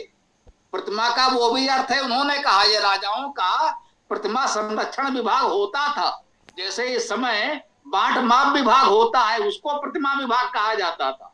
प्रतिमा का अर्थ मूर्ति है, दयानंद जी ने कहा ही नहीं। तो न तस्य प्रतिमा अस्ति का अर्थ मूर्ति नहीं है, ये तो अर्थ किया ही नहीं जा सकता है। और एक बात और स्पष्ट कर दें, वेद के किसी मंत्र में यह संभव नहीं है कि ये कहा गया हो कि प्रतिमा नहीं है या प्रतिमा नहीं होनी चाहिए। तो ये वेद में संभव ही नहीं है, क्योंकि यदि वेद में ये कहा जाएगा कि प्रतिमा नहीं है या नहीं होनी चाहिए, इसी से सिद्ध हो जाएगा कि वेद के समय में मूर्ति होती थी, इसीलिए तो कहा जा रहा है कि नहीं होनी चाहिए। मूर्ति का खंडन कब किया दयानंद ने? जब सब तरफ मूर्तियां थीं।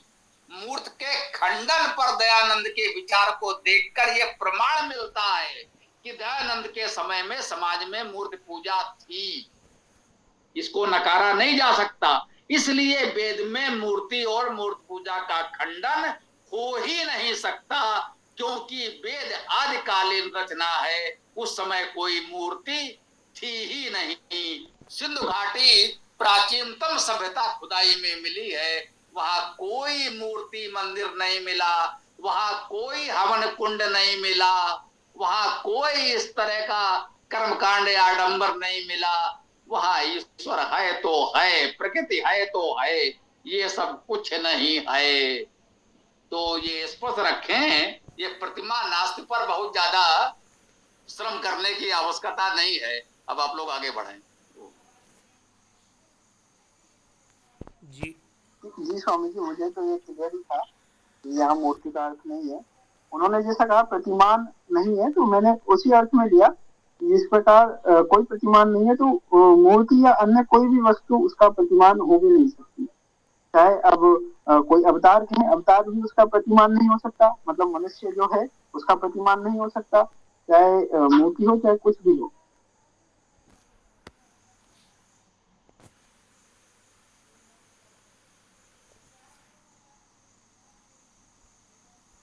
जी, मैं एक मंत्र प्रस्तुत करना चाहता हूँ। यजुर्वेद का मंत्र है, सर्वे निमेषा जज्जिरे विद्युतः पुरुषादधि नैनम ऊर्ध्वम न तिर्यंचम न मध्य परिजग्रभत। कि जितने भी कला काष्ठा आदि परमात्मा ने बनाए हैं, इस काल के जो परिमाण बनाए हैं, उसके न नैनम ऊर्ध्वम, उसको कोई भी ऊपर, न तिर्यंचम तिरछे, ना मध्य परिजग्रभत, मध्य से ना तो ऊपर तिरछे, मध्य से किसी भी प्रकार से उसको कोई भी प्राप्त नहीं कर सकता। और अथर्ववेद में एक है अजा सूक्त, ऐसा कुछ है, जहाँ स्पष्ट रूप से एक शब्द आया है अपरिमितम। परमात्मा को वहाँ पे अपरिमित कहा है। तो यदि परमात्मा के यदि हम बाहु आदि गिनेंगे तो उनको परिमित भी मानना पड़ेगा, क्योंकि जिसका शरीर होता है वो परिमित भी होता है। और अथर्ववेद स्पष्ट कह रहा है कि अपरिमितम, वो अपरिमित है। अब मैं एक बात बस थोड़ी सी मुझे भूल गया था कहने को। आपने मनुस्मृति की चर्चा की थी, आर्य समाजी भी मनुस्मृति की बहुत चर्चा करते हैं, इसलिए जब आप आर्य समाज से बात करें शास्त्रार्थ हो तो निश्चित रूप से मनुस्मृति का प्रमाण रखिएगा उनके समझ, क्योंकि वो मनुस्मृति की बहुत बात करते हैं। हम लोग केवल और केवल 4 वेद मंत्र संहिताओं की बात कर रहे हैं। वेद स्वयं प्रमाण है, वेद का प्रमाण देने का अधिकार हम किसी और को नहीं देते, वो चाहे मनुस्मृति हो चाहे कोई और हो। तो निश्चित रूप से कोई भी विद्वान लेखक भी लिखेगा तो एक ही पुस्तक में वो 2 विरोधी विचार तो नहीं लिखेगा। वेद के विषय में भी हमारा ये निश्चित मत है कि वेद में विपरीत विचार नहीं मिलेंगे। ऐसा नहीं है कि एक मंत्र में कोई बात कही गई हो और दूसरे मंत्र में उसका खंडन हो जाए, उसके विपरीत बात कह दी जाए, ऐसा वेद में नहीं मिलता। ऐसा हमारा अपना अध्ययन का निष्कर्ष है, ये कह सकते हैं। आप भी वेद का स्वाध्याय करें तो आपको ऐसा लगेगा, जैसा कि आपने भी कहा कि व्याकरण से अनेक अर्थ हो सकते हैं, तो वहां हम वो अर्थ ग्रहण करेंगे जिससे किसी अन्य मंत्र के अर्थ का खंडन ना हो। पूरा वेद एक बात कहे, जो भी कहे। यदि वेद साकार ईश्वर को मानता है तो किसी दूसरे मंत्र में साकार ईश्वर का खंडन नहीं हो सकता, फिर वो निराकार ईश्वर की बात नहीं कर सकता। हमारा ये मानना है यदि वेद साकार को मानेगा तो किसी भी मंत्र में निराकार की बात नहीं करेगा, यदि वो निराकार को मानेगा तो कहीं भी साकार की बात नहीं करेगा। हाँ, ये हो सकता है कि एक व्यक्ति में दोनों गुण हों, वो कहें भाई वो व्यक्ति धनवान भी है विद्वान भी है, किसी मंत्र में कहा गया हो वो धनवान है, किसी मंत्र में कहा गया हो विद्वान है, दोनों गुण उसमें हैं, ये तो हो सकता है। परंतु ऐसा नहीं हो सकता है कि एक स्थान पर आप कहें वो सत्यवादी है, दूसरे स्थान पर कहें वो बहुत झूठ बोलता है। ये दोनों बातें नहीं संभव। मतलब जो 2 गुण होना संभव है, जो एक दूसरे को काटते नहीं हैं। एक व्यक्ति धनवान भी हो सकता है, विद्वान भी हो सकता है, सत्यवादी भी हो सकता है, परंतु ऐसा नहीं हो सकता है कि एक व्यक्ति सत्यवादी भी है और झूठ भी बोलता है। ये संभव नहीं है। तो इस दृष्टि से हमें वेद को पढ़ना चाहिए और वेद का प्रमाण किसी भी अन्य ग्रंथ से नहीं लेना है। ये थोड़ा सा हम लोग, हमारी अपनी मान्यता है, हम लोग सभी लोग इस पर ध्यान देते हैं। देखिए स्वामी जी, तो ठीक है, तो सब कुछ मंत्रों को लेकर ही व्याकरण के दृष्टि से कोई अलग अर्थ करने के लिए तो सभी लोग स्वतंत्र है ना। और हाँ, आपने ये कहा कि वेदों के जो मनुस्मृति वेदों के ऊपर नहीं है। ठीक है, मनुस्मृति तो वेदों के ऊपर नहीं है, पर वेदों में क्या है क्या नहीं है, इसमें तो मनुस्मृति को राय ही हम लोग लिख सकते हैं ना, क्योंकि मनुस्मृति की स्थान आपका और हम मेरा तर्क के ऊपर है। तो इसीलिए मनुस्मृति में जो कहा गया है कि श्रुति द्वैदं तु यत्र सत् तत्र धर्मम उभौ स्मृतौ उभावोपि हि तौ धर्मौ सम्यग् मनीषिभिः। किंतु जहाँ इसका अनुवाद यह है कि किंतु जहाँ श्रुति वचनों में दैवी भाव हो वहाँ दोनों धर्म कहे गए हैं, क्योंकि विद्वानों ने भी उन दोनों ही धर्मों को ठीक बताया है। तो हाँ, ये आपने ठीक कहा कि कोई भी व्यक्ति ने सभी वेदों में साकार ईश्वर का प्रतिपादन भी कर सकता है, सभी वेदों में निराकार ईश्वर का भी प्रतिपादन कर सकता है। व्याकरण के सहारा लेकर कोई दूसरे अर्थ को निकाल करके कोई व्यक्ति ने साकार ईश्वर को नकार सकता है, निराकार ईश्वर को भी नकार सकता है। तो ये तो अलग बात है। और मेरा जो मत है कि दोनों ही वेदों में है, ये दोनों ही वेदों में कहा गया है, और ये दोनों अलग अलग बात होने से भी दोनों ही प्रमाण है। यह साबित करने के लिए मैं मनुस्मृति का प्रमाण देता हूँ। ठीक है। और बात यह है कि पुलकित जी और ईशापुत्र जी ने जो कहा ईश्वर ने निराकार है, ऐसा कहा। ठीक है, ईश्वर निराकार है ऐसा तो मेरा भी मत है, किंतु ईश्वर केवल निराकार है, साकार नहीं है, साकार नहीं हो सकता है, यह मेरा मत नहीं है। तो मैंने ईश्वर को साकार होने के लिए जो जो प्रमाण दिया है, पुलकित जी और ईशापुत्र जी ने उन प्रमाणों को स्पर्श नहीं किया। ईशापुत्र जी ने तो स्पर्श ही नहीं किया। तो आशा है कि उन लोग इन मंत्रों के ऊपर कुछ प्रकाश डाले। ठीक है, ओम। अपने के लिए एक बार पुनः बोल दीजिए, मैं लिख लेता हूँ, मेरे को ध्यान नहीं रहा आपने कौन सा बोला। देखिए, बस इसमें ध्यान रखें कि मनुस्मृति आदि हम किसी को प्रमाण तो नहीं मान सकते। वेद में कहीं कहा गया हो कि ईश्वर साकार निराकार दोनों है, या वेद में दो अलग अलग विपरीत बातें भी कही जा सकती हैं, तो वो तो हम सुन लेंगे, लेकिन ये बात वेद के अलावा कोई कहेगा तो हम नहीं सुनेंगे। ये आप जानते हैं, भले ही ब्राह्मण ग्रंथ ही क्यों ना हो, कुछ लोग ब्राह्मण ग्रंथों को वेद का भाग मानते हैं, हम उनको नमन करते हैं, हमारा कोई विरोध नहीं है। उनको पूरा अधिकार है कि वो अपना पक्ष रखें और अपने उसके अनुसार माने, लेकिन हम मानते हैं मंत्र संहिता पर्याप्त है, और उसके अतिरिक्त हमें कहीं और से प्रमाण नहीं चाहिए। और वेद में विरोध नहीं होगा, विरोधाभास हो सकता है। विरोधाभास और विरोध में अंतर है। मतलब विरोध है नहीं, हमको आभास हो रहा है, वो विरोधाभास है। बात तो वो एक ही कह रहा है, लेकिन जिस तरह से कह रहा है सुनने वाले को भ्रम हो जाए, विरोधाभास लगे। जैसे ध्यान आ गया, किसी कवि ने कहा आंचल से ढका है मगर सर भीग रहा है, ये विरोधाभास है।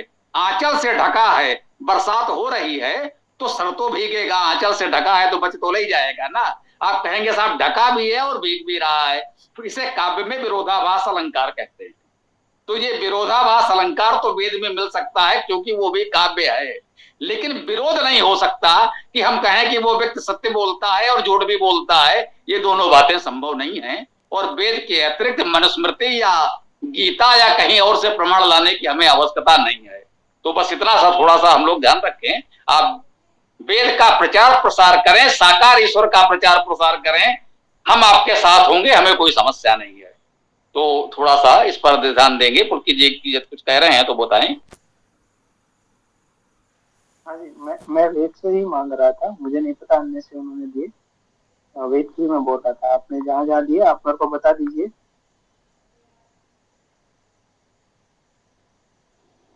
मैंने वो जो मंत्र उद्धृत किया वो फिर एक बार पढ़ देता हूँ। सामवेद गौतम संहिता का प्रथम मंत्र यह है, अग्नो आयाहि वीतये वीरानो हवियदातये नी होता सत्सी वर्हिषि। इसका अर्थ यह है कि हे परमात्मा, हवि को भक्षण करने के निमित्त हमारे स्तुति किए हुए आइए और ठीक है। तो ये आया ही, ये आ पूर्वक या ही, या धातु, तो इसका अर्थ यह है कि आना, प्रस्तुत होना। तो ये दोनों अर्थ है। तो इसमें आना अर्थ लेने से तो कोई व्याकरण कोई नहीं बता सकता है ना। पुलकित जी, आप पहले इस मंत्र के ऊपर ही प्रकाश डालें, इससे बाद मैंने अलग मंत्र बताता हूँ। जी ठीक है,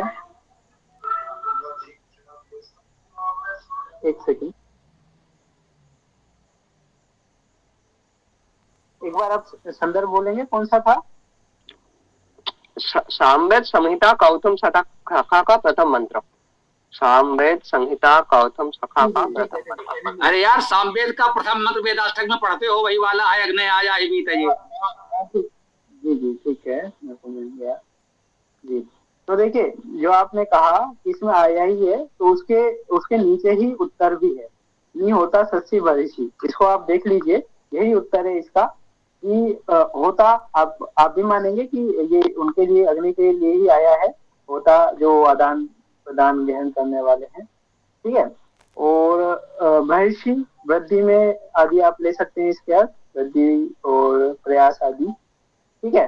और निश्चित और सच्ची बैठते हो, तो इसका अर्थ क्या हुआ? अब आप यदि बिल्कुल ही आप साकार लेंगे तो आप बताइए इसमें वृद्धि में कैसे बैठते हैं, है ना? आप मुझको ये बताइए। तो यहाँ पर स्पष्ट भाव है, जहाँ ये कार्य हो रहे हैं, दान आदि के, वृद्धि आदि के, प्रयास आदि के, वहाँ ईश्वर विराजमान है, ये इसका स्पष्ट वो है, भाव है। अब आप बताइए, आपका क्या तर्क है? देखिए, मैंने शायणाचार्य के भाष्यों के अनुसार इस जो हिंदी अर्थ होता है मैं पढ़ देता हूँ कि जे आप हवि को भक्षण करने के निमित्त हमारे स्थिति किए हुए आइए और हवि पहुंचाने के निमित्त उसको बढ़ाने वाले बनकर विचय हुए कुशासन पर विराजिए। निसक्ति इसका अर्थ है विराजिए, बरहिषि की इसका अर्थ है विचय हुए कुशासन पर, ठीक है। तो बात तो यह है कि जब देखिए, निराकार ईश्वर तो सभी स्थानों पर है ही, तो उन्होंने कोई स्थानों पर अलग से कैसे आ सकता है ना। ये थोड़ा सा हम बीच में बोलते नहीं है, सोनक जी क्षमा करें। हाँ, इसमें जो आपने अर्थ किया, एक निवेदन आपसे यही है कि आपको ये बताना पड़ेगा। जैसे आपने कहा हवि का भक्षण करने, भैया किस शब्द का ये अर्थ हो गया, किस धातु से वो शब्द बना है।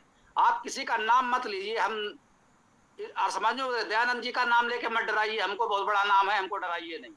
आप ये बताइए वो शब्द किस उपसर्ग धातु से बना है, उसके अनुसार उसका क्या अर्थ हुआ। ये नहीं कि आपने संस्कृत में मंत्र पढ़ा और किसी दूसरे का किया हुआ हिंदी में अनुवाद पढ़ दिया और बोले इसका यही अर्थ है। ये नहीं, एक एक शब्द का धातुजर्थ करिए, जैसा पुलकित जी कर रहे हैं, हम लोग करते हैं। आपने कहा आया ही, मैंने बिल्कुल कहा आया ही का अर्थ है आइए, दूसरा कोई अर्थ हो ही नहीं सकता। मैंने बिल्कुल आपका समर्थन किया। आया ही का अर्थ है आइए, दूसरा कोई अर्थ नहीं हो सकता। तो इसी प्रकार से ये हवि का भक्षण करने के लिए यहाँ कहां से आ गया? इसमें तो कहीं कोई इस तरह की बात नहीं है मंत्र में। ये तो जो सायण आदि का भाष्य है, हम आपको विनम्रता से मित्रवत ये कहना चाहते हैं, सायण जी ने बहुत अच्छा कार्य किया है, वो हम सबके लिए प्रकाश स्तंभ है। बस किसी कारण से वो सब कुछ हवन के आसपास पूरा भाष्य चला गया है, अर्थात मंत्र में, वेद में कहीं हवन कुंड है नहीं। वो उन्होंने अपनी ओर से संदर्भ जोड़ दिया है कि हवन कर रहे होंगे तो इस मंत्र को ऐसे पढ़ेंगे और उसको इस रूप में जोड़ लेंगे। उसमें कहीं कोई हवन कुंड और कुशा आसान और ये सब सामग्री कहीं वेद मंत्र में नहीं है। तो आपको एक एक शब्द का व्याकरण परक अर्थ करना होगा, तो ये भ्रम अपने आप दूर हो जाएगा। सायण ने भी धातुज अर्थ किया है, लेकिन ये बातें अपने समय की आवश्यकता के अनुसार उन्होंने अपनी ओर से जोड़ी हैं। यदि आप उनका संस्कृत अर्थ पढ़िए, ये भी ध्यान दीजिए, सायण जी का किया हुआ आप संस्कृत भाष्य पढ़िए तो ये बातें स्पष्ट हो जाएंगी। हिंदी अनुवाद तो अभी किसी ने कर दिया है, सायण ने तो किया नहीं, उनके समय में तो ये हिंदी भाषा थी नहीं। तो हिंदी अर्थ मत पढ़िए, सायण का किया हुआ संस्कृत भाष्य पढ़िए, वो बहुत ठीक है, गड़बड़ नहीं है उसमें। हाँ, कुछ बातें उन्होंने अपनी ओर से जोड़ी हैं, वो आपको स्पष्ट हो जाएगा कि ये मंत्र में नहीं है, इन्होंने जोड़ा है। लेकिन इतनी संस्कृत फिर आपको सीखनी होगी, तभी बात कर पाएंगे। आपको शब्दशः धातु अर्थ करना होगा, किसी दूसरे का किया हुआ अनुवाद हम स्वीकार नहीं करेंगे। ओम। तो मैं सारनाचार्य का किया हुआ भाष्य तो पढ़ देता हूँ। तो उससे पहले आपने जो कहा उसके ऊपर कुछ मेरे तरफ से भी बोलता हूँ। आपने कहा कि सारनाचार्य ने सब कुछ हवन के लेकर ही अर्थ किया। हाँ ठीक है, उन्होंने किया। आपने तो शायद पढ़ा ही होगा कि मीमांसा दर्शन में कहा गया है कि वेदों का तात्पर्य हवन के लिए, यज्ञ के लिए ही है। तो इसीलिए सारनाचार्य ने जो अर्थ किया उसका उनका समर्थन मीमांसा दर्शन से मिल जाता है, तो इसलिए उनका अर्थ को हम लोग गलत नहीं बोल सकते हैं। ठीक है, मैं जो सारनाचार्य ने अर्थ किया मैं पढ़ देता हूँ। हे अग्ने अंगनादि गुण विशिष्ट त्वम आया ही अस्मद यज्ञं प्रत्यागच्छ किमर्थम भीतये हविष्यं चरु पुरोडशादीनां भक्षणाय कीदृशः सन् गृह्णाव अस्माभिः स्तूयमानः पुनश्च किमर्थम हवियदातये देवेभ्यो हविः प्रदानाय आगत्य च होता देवानां अहनाता सन् बर्हिषि अस्तीर्णे दौर्भे निसत्सि निषिद छदेश छांदस शपोलुक। ये है उनका कृत भाष्य। ठीक है, यह है उनका कृत मूल संस्कृत भाष्य। और बात यह है कि मैंने आपको ये भी पहले कहा कि देखिए आपके अनुसार तो वेदों के ऊपर सभी शब्द यौगिक होते हैं, धातुज होते हैं, जो यास्काचार्य ने कहा। पर यह बात भी सही है कि आचार्य पाणिनि, पतंजलि आदि के अनुसार वेदों में धातुज शब्द के सहित रूढ़ शब्द भी है। तो इसीलिए सभी के ऊपर धातुज और निकालना होगा, ये तो मेरे ऊपर लागू नहीं हो सकता है। ठीक है, तो मेरा जो दावा था कि ईश्वर ने साकार है, तो इसके ऊपर मैंने जो प्रमाण दिया कि ईश्वर को यहाँ आने के लिए कहा जाता है। तो जिन्होंने निराकार है उन्होंने तो सर्व स्थानों पर विराजित है ही, उन्होंने सभी स्थानों पर है ही, उन्होंने कोई स्थानों पर कैसे आ सकता है ना। कोई व्यक्ति ने एक स्थानों पर आ सकता है जो स्थानों पर उन व्यक्ति ने नहीं है, पहले नहीं था, सही स्थानों पर ही आ सकता है। ठीक है, नमस्ते। ओम।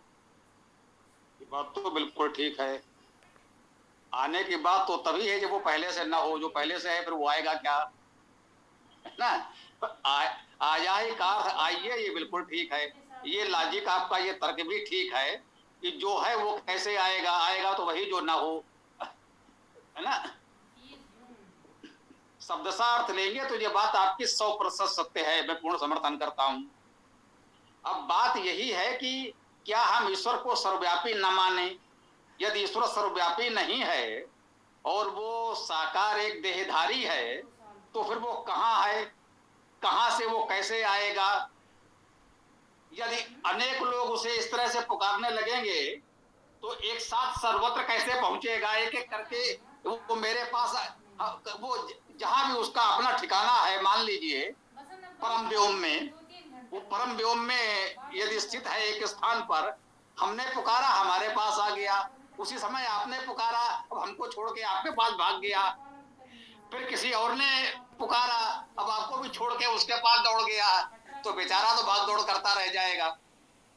तो इसलिए एक अवधारणा है कि भाई ईश्वर सर्वव्यापी है, जहां उसको आप जैसे पुकारें, अनुभव कर लें, वो उस रूप में आपके लिए उस चेतना को आप अनुभव कर लें, यही आपके लिए आना है। वैसे तो वो एक सामान्य रूप से सर्वत्र उपस्थित है, जैसे कह लें वायु सर्वत्र व्याप्त है। ये बहुत अच्छा उदाहरण हो सकता है, अचानक मुझे ध्यान आया। जैसे वायु तो है, लेकिन हम लोग कहते हैं भाई हवा दो, भाई थोड़ा हवा आने दो, हट जाओ, थोड़ा खोल दो, पंखा चलाओ तो पंखे से हवा करो।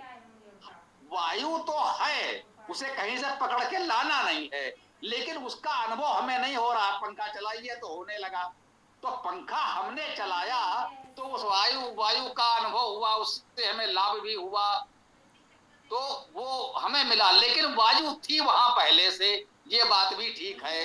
तो निश्चित रूप से ये अनेक प्रकार से इस तरह की बातें हो सकती हैं।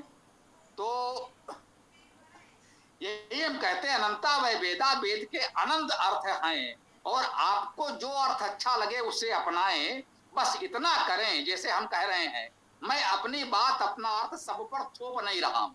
कुछ आर्य समाजी भी हमसे दुखी हैं, आप जानते हैं, उनको भी लगता है ये क्या कर रहे हैं, क्योंकि मैं आर्य समाज की लकीर नहीं पीटता। मैं आर्य समाज का सम्मान करता हूँ, दयानंद जी का बहुत सम्मान करता हूँ, लेकिन आर्य समाज की लकीर नहीं पीटता। धातु अर्थ का सिद्धांत सायण भी मानते हैं, वो भी बताते हैं कि ये कौन सी धातु से कौन सा प्रत्यय लगकर, इसे भी आपने कहा सपोल्लू, कुछ आपने पढ़ा, तो वो व्याकरण के नियम से वो कैसे धातु से अर्थ बनता है बताते हुए चलते हैं। तो वो धातु अर्थ का सिद्धांत सायण भी मानते हैं, नकारते तो है नहीं। अब आपने कहा कुछ शब्द ऐसे होते हैं, हाँ होते हैं, कुछ शब्द बिल्कुल होते हैं। सायण ने कहा चिष्टा, अब इसके कोई धातु नहीं होगी। आप हमारी भूमिका पढ़िए, ये वेदांत प्रकाश हमारा पढ़िए, ये सब आपको मिलेगा। धातुज अर्थ के अलावा, धातुज के अलावा भी शब्द हैं वेद में, हमने नकारा नहीं है, लेकिन वो कहाँ है, क्यों है, कैसे है, उसके भी नियम हैं। ऐसा नहीं कहीं भी आप कह दें कि हम यहाँ अग्नि का धातुज अर्थ नहीं लेंगे, यहाँ अग्नि का अर्थ तो हम यही मानेंगे, ऐसा नहीं है। कुछ शब्द हैं जिन जो धातुज नहीं हो सकते, उनका दूसरे प्रकार से अर्थ किया जाता है, वो सब है व्यवस्था। थोड़ा आपको गंभीरता से अध्ययन करना होगा, और हम यही निवेदन करेंगे, आपकी जो भी भावना है उस भावना के साथ वेद को पढ़ें और पढ़ाएं, घर घर वेद, जन जन वेद पहुंचाएं, इस अभियान को आगे बढ़ाएं। उनसे ये जो थोड़े से वेद पढ़ने वाले हैं, उनमें आपस में ये विवाद ना हो कि वेद में ये है और ये नहीं है।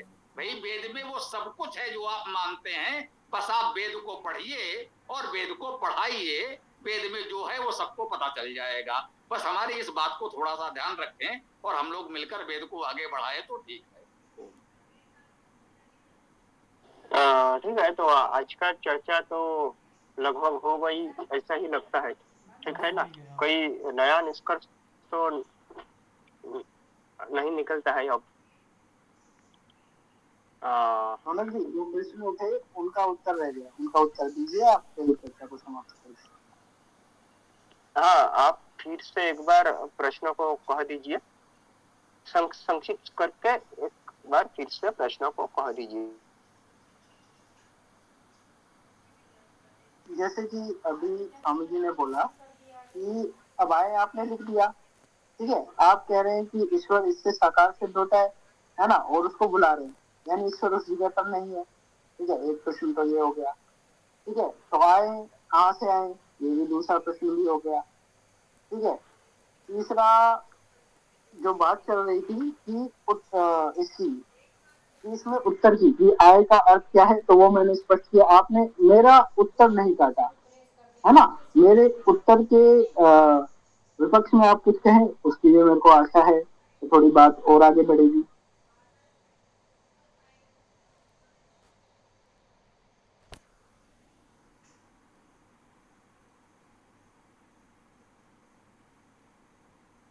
देखिए,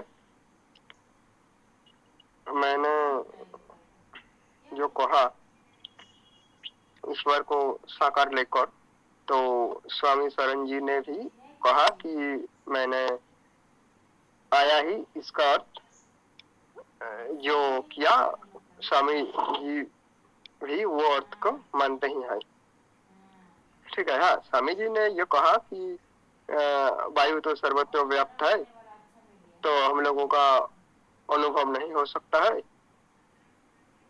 पंखा के सहारा से ही अनुभव हो सकता है, ये ठीक है।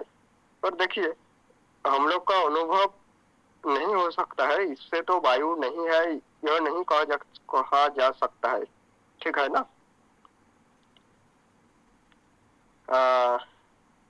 और ईश्वर ने निराकार नहीं है ये मैंने नहीं कहा। मेरा बात प्रथम से ही एकदम स्पष्ट है कि ईश्वर ने साकार और निराकार दोनों है। हाँ, दोनों एक साथ नहीं हो सकता है, ये कोई लोगों का पक्ष है, पर इस पक्ष में प्रमाण क्या है? ईश्वर ने, देखिए, यदि हम लोग कहें कि ईश्वर ने साकार नहीं हो सकता है या निराकार नहीं हो सकता है, केवल साकार है या केवल निराकार है, तो ऐसा ही होता है कि हम लोग मेरे विचार ईश्वर के ऊपर थोप देते हैं कि ईश्वर ऐसा नहीं हो सकता है, कि ईश्वर के ऊपर हम लोग कोई रूल्स जारी कर देते हैं कि ईश्वर ने ऐसा नहीं हो सकता है, केवल ऐसा ही हो सकता है। तो इससे तो उत्तम है कि वेदों में जो कहा गया है वो ही मानना। तो मैं तो वो ही मानता हूँ कि वेदों में ईश्वर को साकार और निराकार दोनों ही कहा गया है, जैसा मैंने प्रमाण दिया। अकायम से निराकार भी कहा गया है, और बहुत सी मंत्रों में ईश्वर को आगमन के बाद ही कहा गया है। उनका शरीर का भी वर्णन है, उन्होंने बहुत ही रूप ग्रहण करता है ऐसा वर्णन भी है। तो इससे प्रमाण होता है कि ईश्वर दोनों ही है, साकार और निराकार दोनों है, ठीक है। आप उनकी जी आप बोलिए अब। हाँ, मैं यही बोल रहा था, ये तो आपने बात घुमा दी, मूल बात तो रह गई। ये बात तो हम सभी मान रहे हैं कि हम कोई थोपने का प्रयास नहीं कर रहे, लेकिन चर्चा कर रहे हैं ना, तो आप उसका उत्तर दीजिए। नहीं, कोई मतलब मैं वैसे नहीं कह रहा, कोई व्यंग्य आदि नहीं है।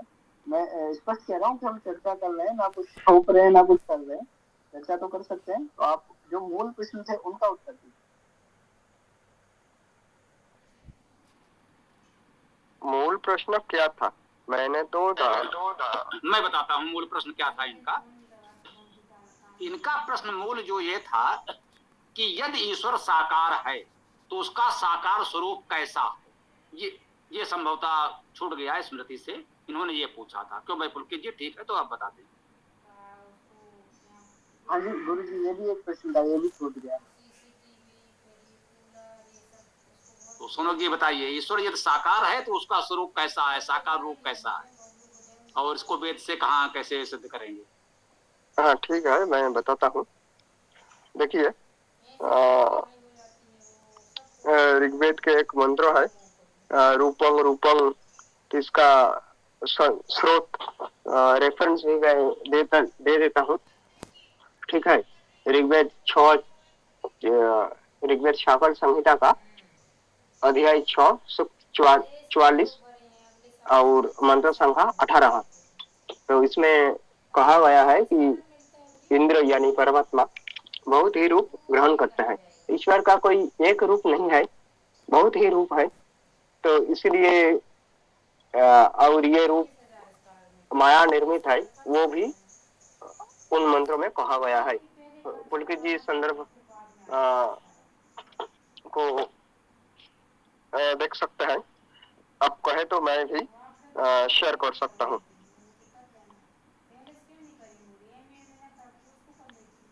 ठीक है।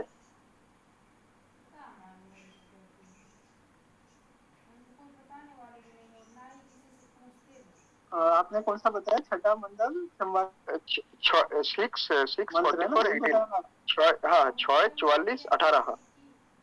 18 या 17 होगा।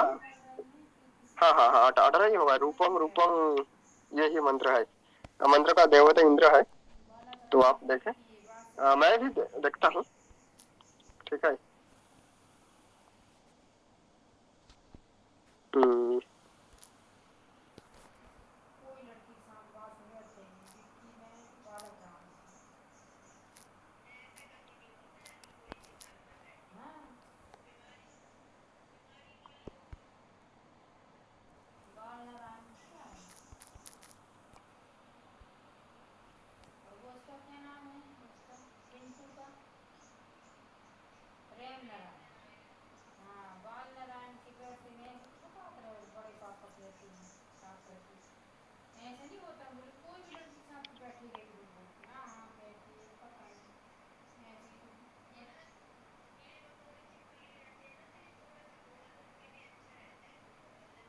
आपका संदर्भ ठीक नहीं लग रहा, थोड़ा सा आप दिखाई दें तो बढ़िया है और बता दें। अरे ठीक है, आप आपका मत रखें, मैं संदर्भ को ढूंढ कर अभी दे देता हूँ।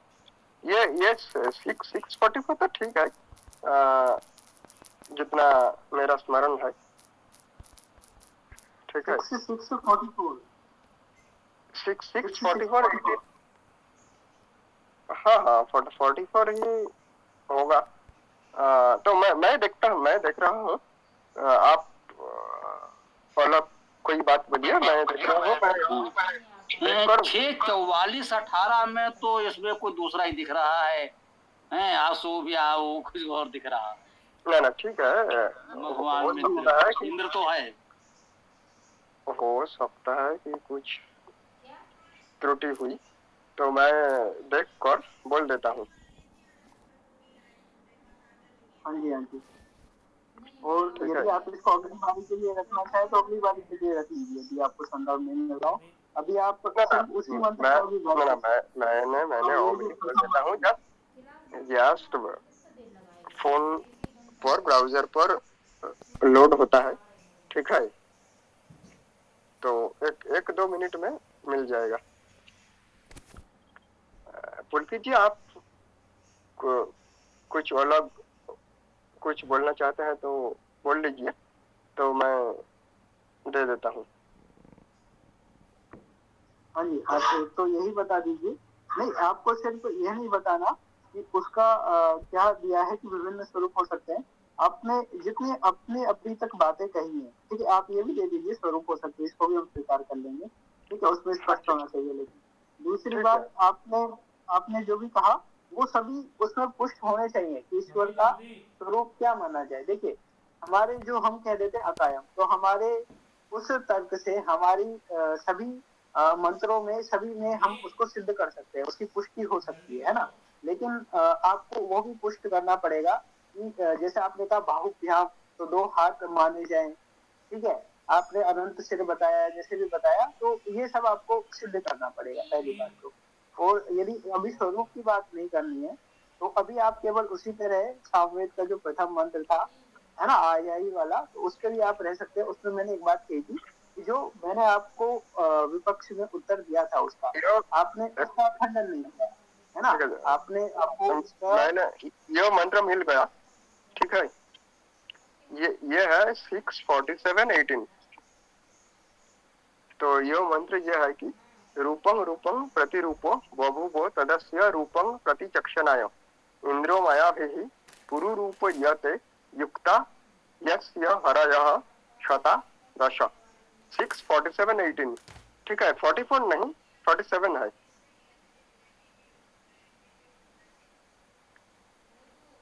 तो इस मंत्र में यही कहा जाता है कि परमात्मा बहुत माया को आश्रय लेकर बहुत ही रूप ग्रहण करते हैं। तो यह रूप माया निर्मित है, तो यह कोई ईश्वर का कोई एक ही रूप है ऐसा नहीं, ठीक है। पुलकित जी, आपने यह मंत्र आपके पास भी मिल गया है? हाँ जी, मुझे मिला, मैं देख रहा हूँ। हाँ ठीक है, यह है 647:18। तो हाँ, हमको भी मिल गया है, कोई समस्या नहीं है। हाँ रूपम रूपम प्रतिरूपो बभूवो तदस्य रूपम प्रतिचक्षणाय इंद्रो माया भी पुरुरूप यते युक्ता अस्य हरया ऋता 10 शता 10, ये है ना। हाँ यही है। तो हाँ ये है, मैंने तो ये कहा कि यह जरूर मिल जाएगा। नहीं है तो मिलेगा, जाएगा कहाँ।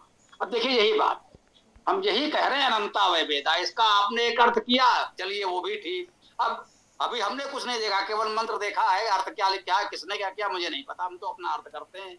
रूपम रूपम प्रतिरूपो बहु, बहुत सही बात कही है। रूप में उसका प्रतिरूप दिखता है हमको, तो संसार में जितने रूप हैं, हम में आप में भी उसी का प्रतिरूप दिखता है, हम में पुलकित जी में भी उसी का प्रतिरूप दिखता है। जितने भी रूप संसार में मैं देखता हूँ, मुझे तो सब में उसी का प्रतिरूप दिखता है। हमने इसका ये अर्थ कर दिया अभी अभी। रूपम रूपम प्रतिरूपो बभूवो तदस रूपम प्रतिचक्षणाय। उसके रूप को देखने के लिए ये दृष्टि आपको चाहिए। आप जो कुछ देखेंगे सब में उसी का प्रतिरूप आपको दिखाई देगा, और ये दृष्टि होनी चाहिए। ईश्वर को सर्वव्यापी मानने का यही भाव है जो भक्त कहते हैं, सिया राम मैं सब जग जानी। जिसको भी देखता हूँ सब में मुझे तो वही ईश्वर दिखता है। आपके भीतर भी वही ईश्वर है, उनके भीतर भी वही ईश्वर है। हमें तो इस मंत्र में ये भाव दिख रहा है सीधा सीधा। तो हम इस विवाद में पढ़ते ही नहीं, साकार निराकार ये वो। अब कितना सुंदर काव्य है, मुझे बहुत अच्छा लगा ये मंत्र पढ़ करके। लेकिन उसमें हमने न साकार देखा न निराकार देखा, न आर्य समाज देखा न पौराणिक पक्ष देखा। हमने तो उसमें सुंदर काव्य देखा और उसका आनंद लिया। बहुत अच्छा काव्य है, मुझे बहुत अच्छा लगा भाई जी। तो हमें तो यही कहना है, ऐसे ही आप वेद को पढ़ें और आनंद लें। जी बहुत बहुत धन्यवाद गुरु जी। वास्तव में ये मंत्र तो बहुत अच्छा था, और लेकिन इतना भी स्पष्ट हो गया कि यदि इसका शुद्ध अर्थ किया जाए तो इस प्रकार का नहीं हो सकता। जैसे अकायम से स्पष्ट सिद्ध हो रहा है, उस प्रकार इससे कुछ भी सिद्ध नहीं हो सकता, यह स्पष्ट।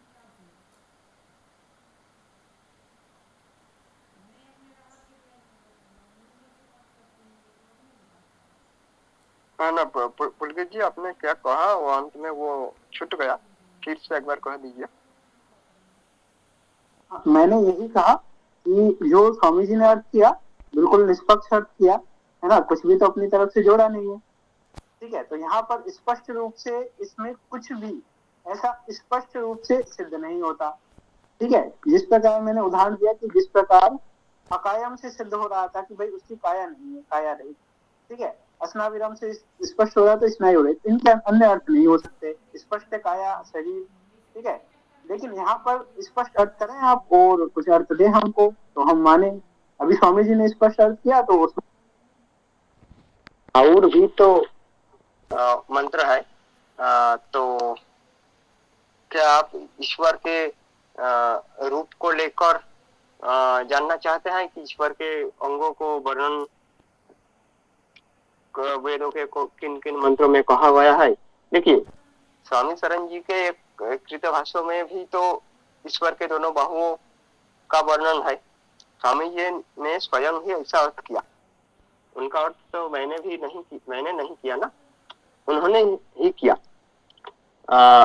और इससे अलग और भी ऐसा मंत्र है जहां जहां ईश्वर के अंगों को वर्णन भी है। यह तो है प्रत्यक्ष प्रमाण, माने वेदों के लेकर प्रत्यक्ष प्रमाण। और अप्रत्यक्ष प्रमाण भी वेदों में है, जिसका अनुमान भी है कि ईश्वर को आने के लिए कहा गया है। तो कोई भी व्यक्ति किसी स्थान पर आता है, इससे प्रमाण होता है कि वह व्यक्ति उस स्थान पर नहीं थे, पहले नहीं थे। इससे ही तो उन्होंने आ सकता है ना। ईश्वर को आने के लिए कहा गया है। इससे ऐसा ही प्रमाणित होता है कि ईश्वर का साकार रूप भी है, जिन रूप को हम लोग आह्वान करते हैं। अगर ईश्वर केवल निराकार है तब आह्वान की बात तो नहीं हो सकता है ना। पर यह तो वेद मंत्रों में भी कहा गया है। ये एक मंत्रों में कहा गया है ऐसा नहीं, एकाधिक मंत्रों में भी कहा गया है। ठीक है, और भी प्रमाण मैं दे सकता हूँ, तो इससे आलोचना और दीर्घायित होगा। तो आप लोग अनुमति करें तो मैं दे दूंगा। देखिए सोनल जी, दो बातें इसमें थोड़ा स्पष्ट करते हैं। एक तो जब आप किसी का भाष्य पढ़ें तो पहले तो भाष्यकार की भावना से जुड़ना पड़ेगा, ये तो आप मानते होंगे। ठीक है, तो जो स्वामी जी की भावना है उसे आपको समझना पड़ेगा। अब आपने उसमें 2 बाहु देख लिया तो आप कहने लगे कि भाई स्वामी जी ने तो ऐसा बता दिया, ठीक है, ये तो नहीं हो सकता, ठीक है। और उसको स्वामी जी ने स्पष्ट भी कर दिया, और ये बात बार भी आती है, ये सब कुछ तो उसमें नहीं लिख सकते, ठीक है, बहुत सीमित लिखना पड़ता है, सीमित संसाधनों में, ठीक है। एक बात तो ये हो गई। दूसरी आपने कही आए वाली बात है ना, तो आपने कि किसी स्थान पर बुला रहे हैं। देखिए स्थान की बात तो आई कहाँ है, सबसे बड़ी समस्या है कि स्थान आप उसमें जबरदस्ती घुसा रहे हैं, है ना। स्थान की बात तो कहीं आई नहीं रही, है ना। बात क्या चल रही है कि हम तो कह रहे हैं कि वृद्धि में, आदान प्रदान में, है ना, इन सब चीजों में आए, है ना। तो यह बात चल रही है हमारी तरफ से, तो हम किसी स्थान की बात ही नहीं कर रहे, तो हमारे तर्क की तो यहाँ पुष्टि हो रही है। लेकिन आपका जो तर्क है वो इसमें अधूरा है, पूरा नहीं हो पा रहा, ठीक है। और जो आगे के और मंत्र आप ग्रुप में भेज दीजिएगा, अगली बार उन पर चर्चा करेंगे, नहीं तो इनकी तो कोई सीमा नहीं है चर्चा की, तो आप उनको भेज दीजिएगा। आपके पास जितना भी, हम तो आपसे सिर्फ इतना समझना चाह रहे हैं कि आप जब ये दावा कर रहे हैं तो हमें स्वरूप समझा दीजिए कि भाई ईश्वर का क्या स्वरूप है। आपके पास चाहे 1000 मंत्र, आप 1000 भेज दीजिए, उसके लिए कोई आपत्ति नहीं।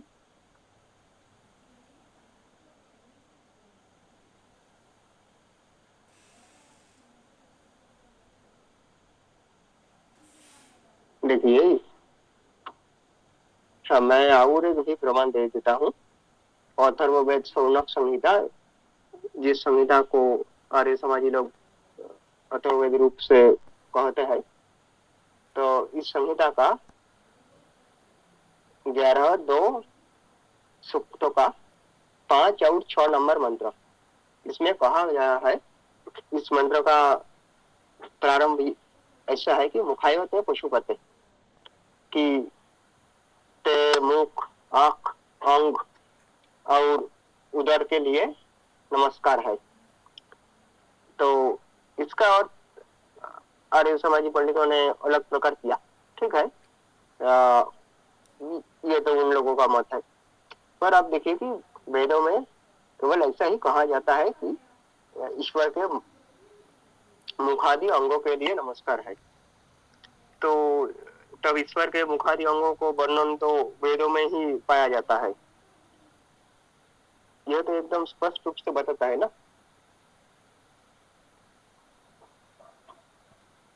और बात यह है कि हाँ, आपने ये कहा कि स्वामी शरण जी ने तो ऐसा कहा कि दोनों बाहुओं, देखिए उन्होंने उनका लिखित भाष्यों में जो कहा मैंने वो उद्धृत किया, ठीक है।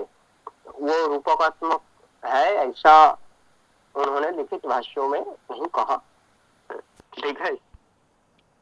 नमस्कार। मैं जो संदर्भ दिया अभी, संभव है तो पुलकित जी वो मंत्र को स्क्रीन शेयर करें, या आज की आलोचना को अंत करके दें, दूसरे दिन ये आलोचना को किया जाएगा। अभी मैंने जो स्क्रीन शेयर किया था वो दिख रहा था क्या? हाँ जी, दिखा था भैया। हाँ, तो उस मंत्र में स्पष्ट लिखा है कि परमात्मा जो है अपरिमित है। तो अपरिमित मतलब अनंत, जो अनंत है उसका शरीर कैसे हो सकता है, इसलिए परमात्मा निराकार है, ये भी सिद्ध होता है। परमात्मा निराकार है नहीं, निराकार नहीं है, केवल साकार है, ऐसा तो मैंने नहीं कहा। मैंने कहा कि ईश्वर निराकार और साकार दोनों है, इसीलिए केवल निराकार ईश्वर का प्रतिपादन जिन जिन मंत्र में हुआ वो मंत्र को उद्धृत करने से तो मेरा मत का कोई समस्या नहीं होती है। मैंने ईश्वर को साकार के रूप में लेकर जो जो मंत्र कहा गया है, ईशा पुत्र जी ने उन मंत्रों को के ऊपर अपना मत स्पष्ट करे, मंत्र को आलोचना करके स्पष्ट करे।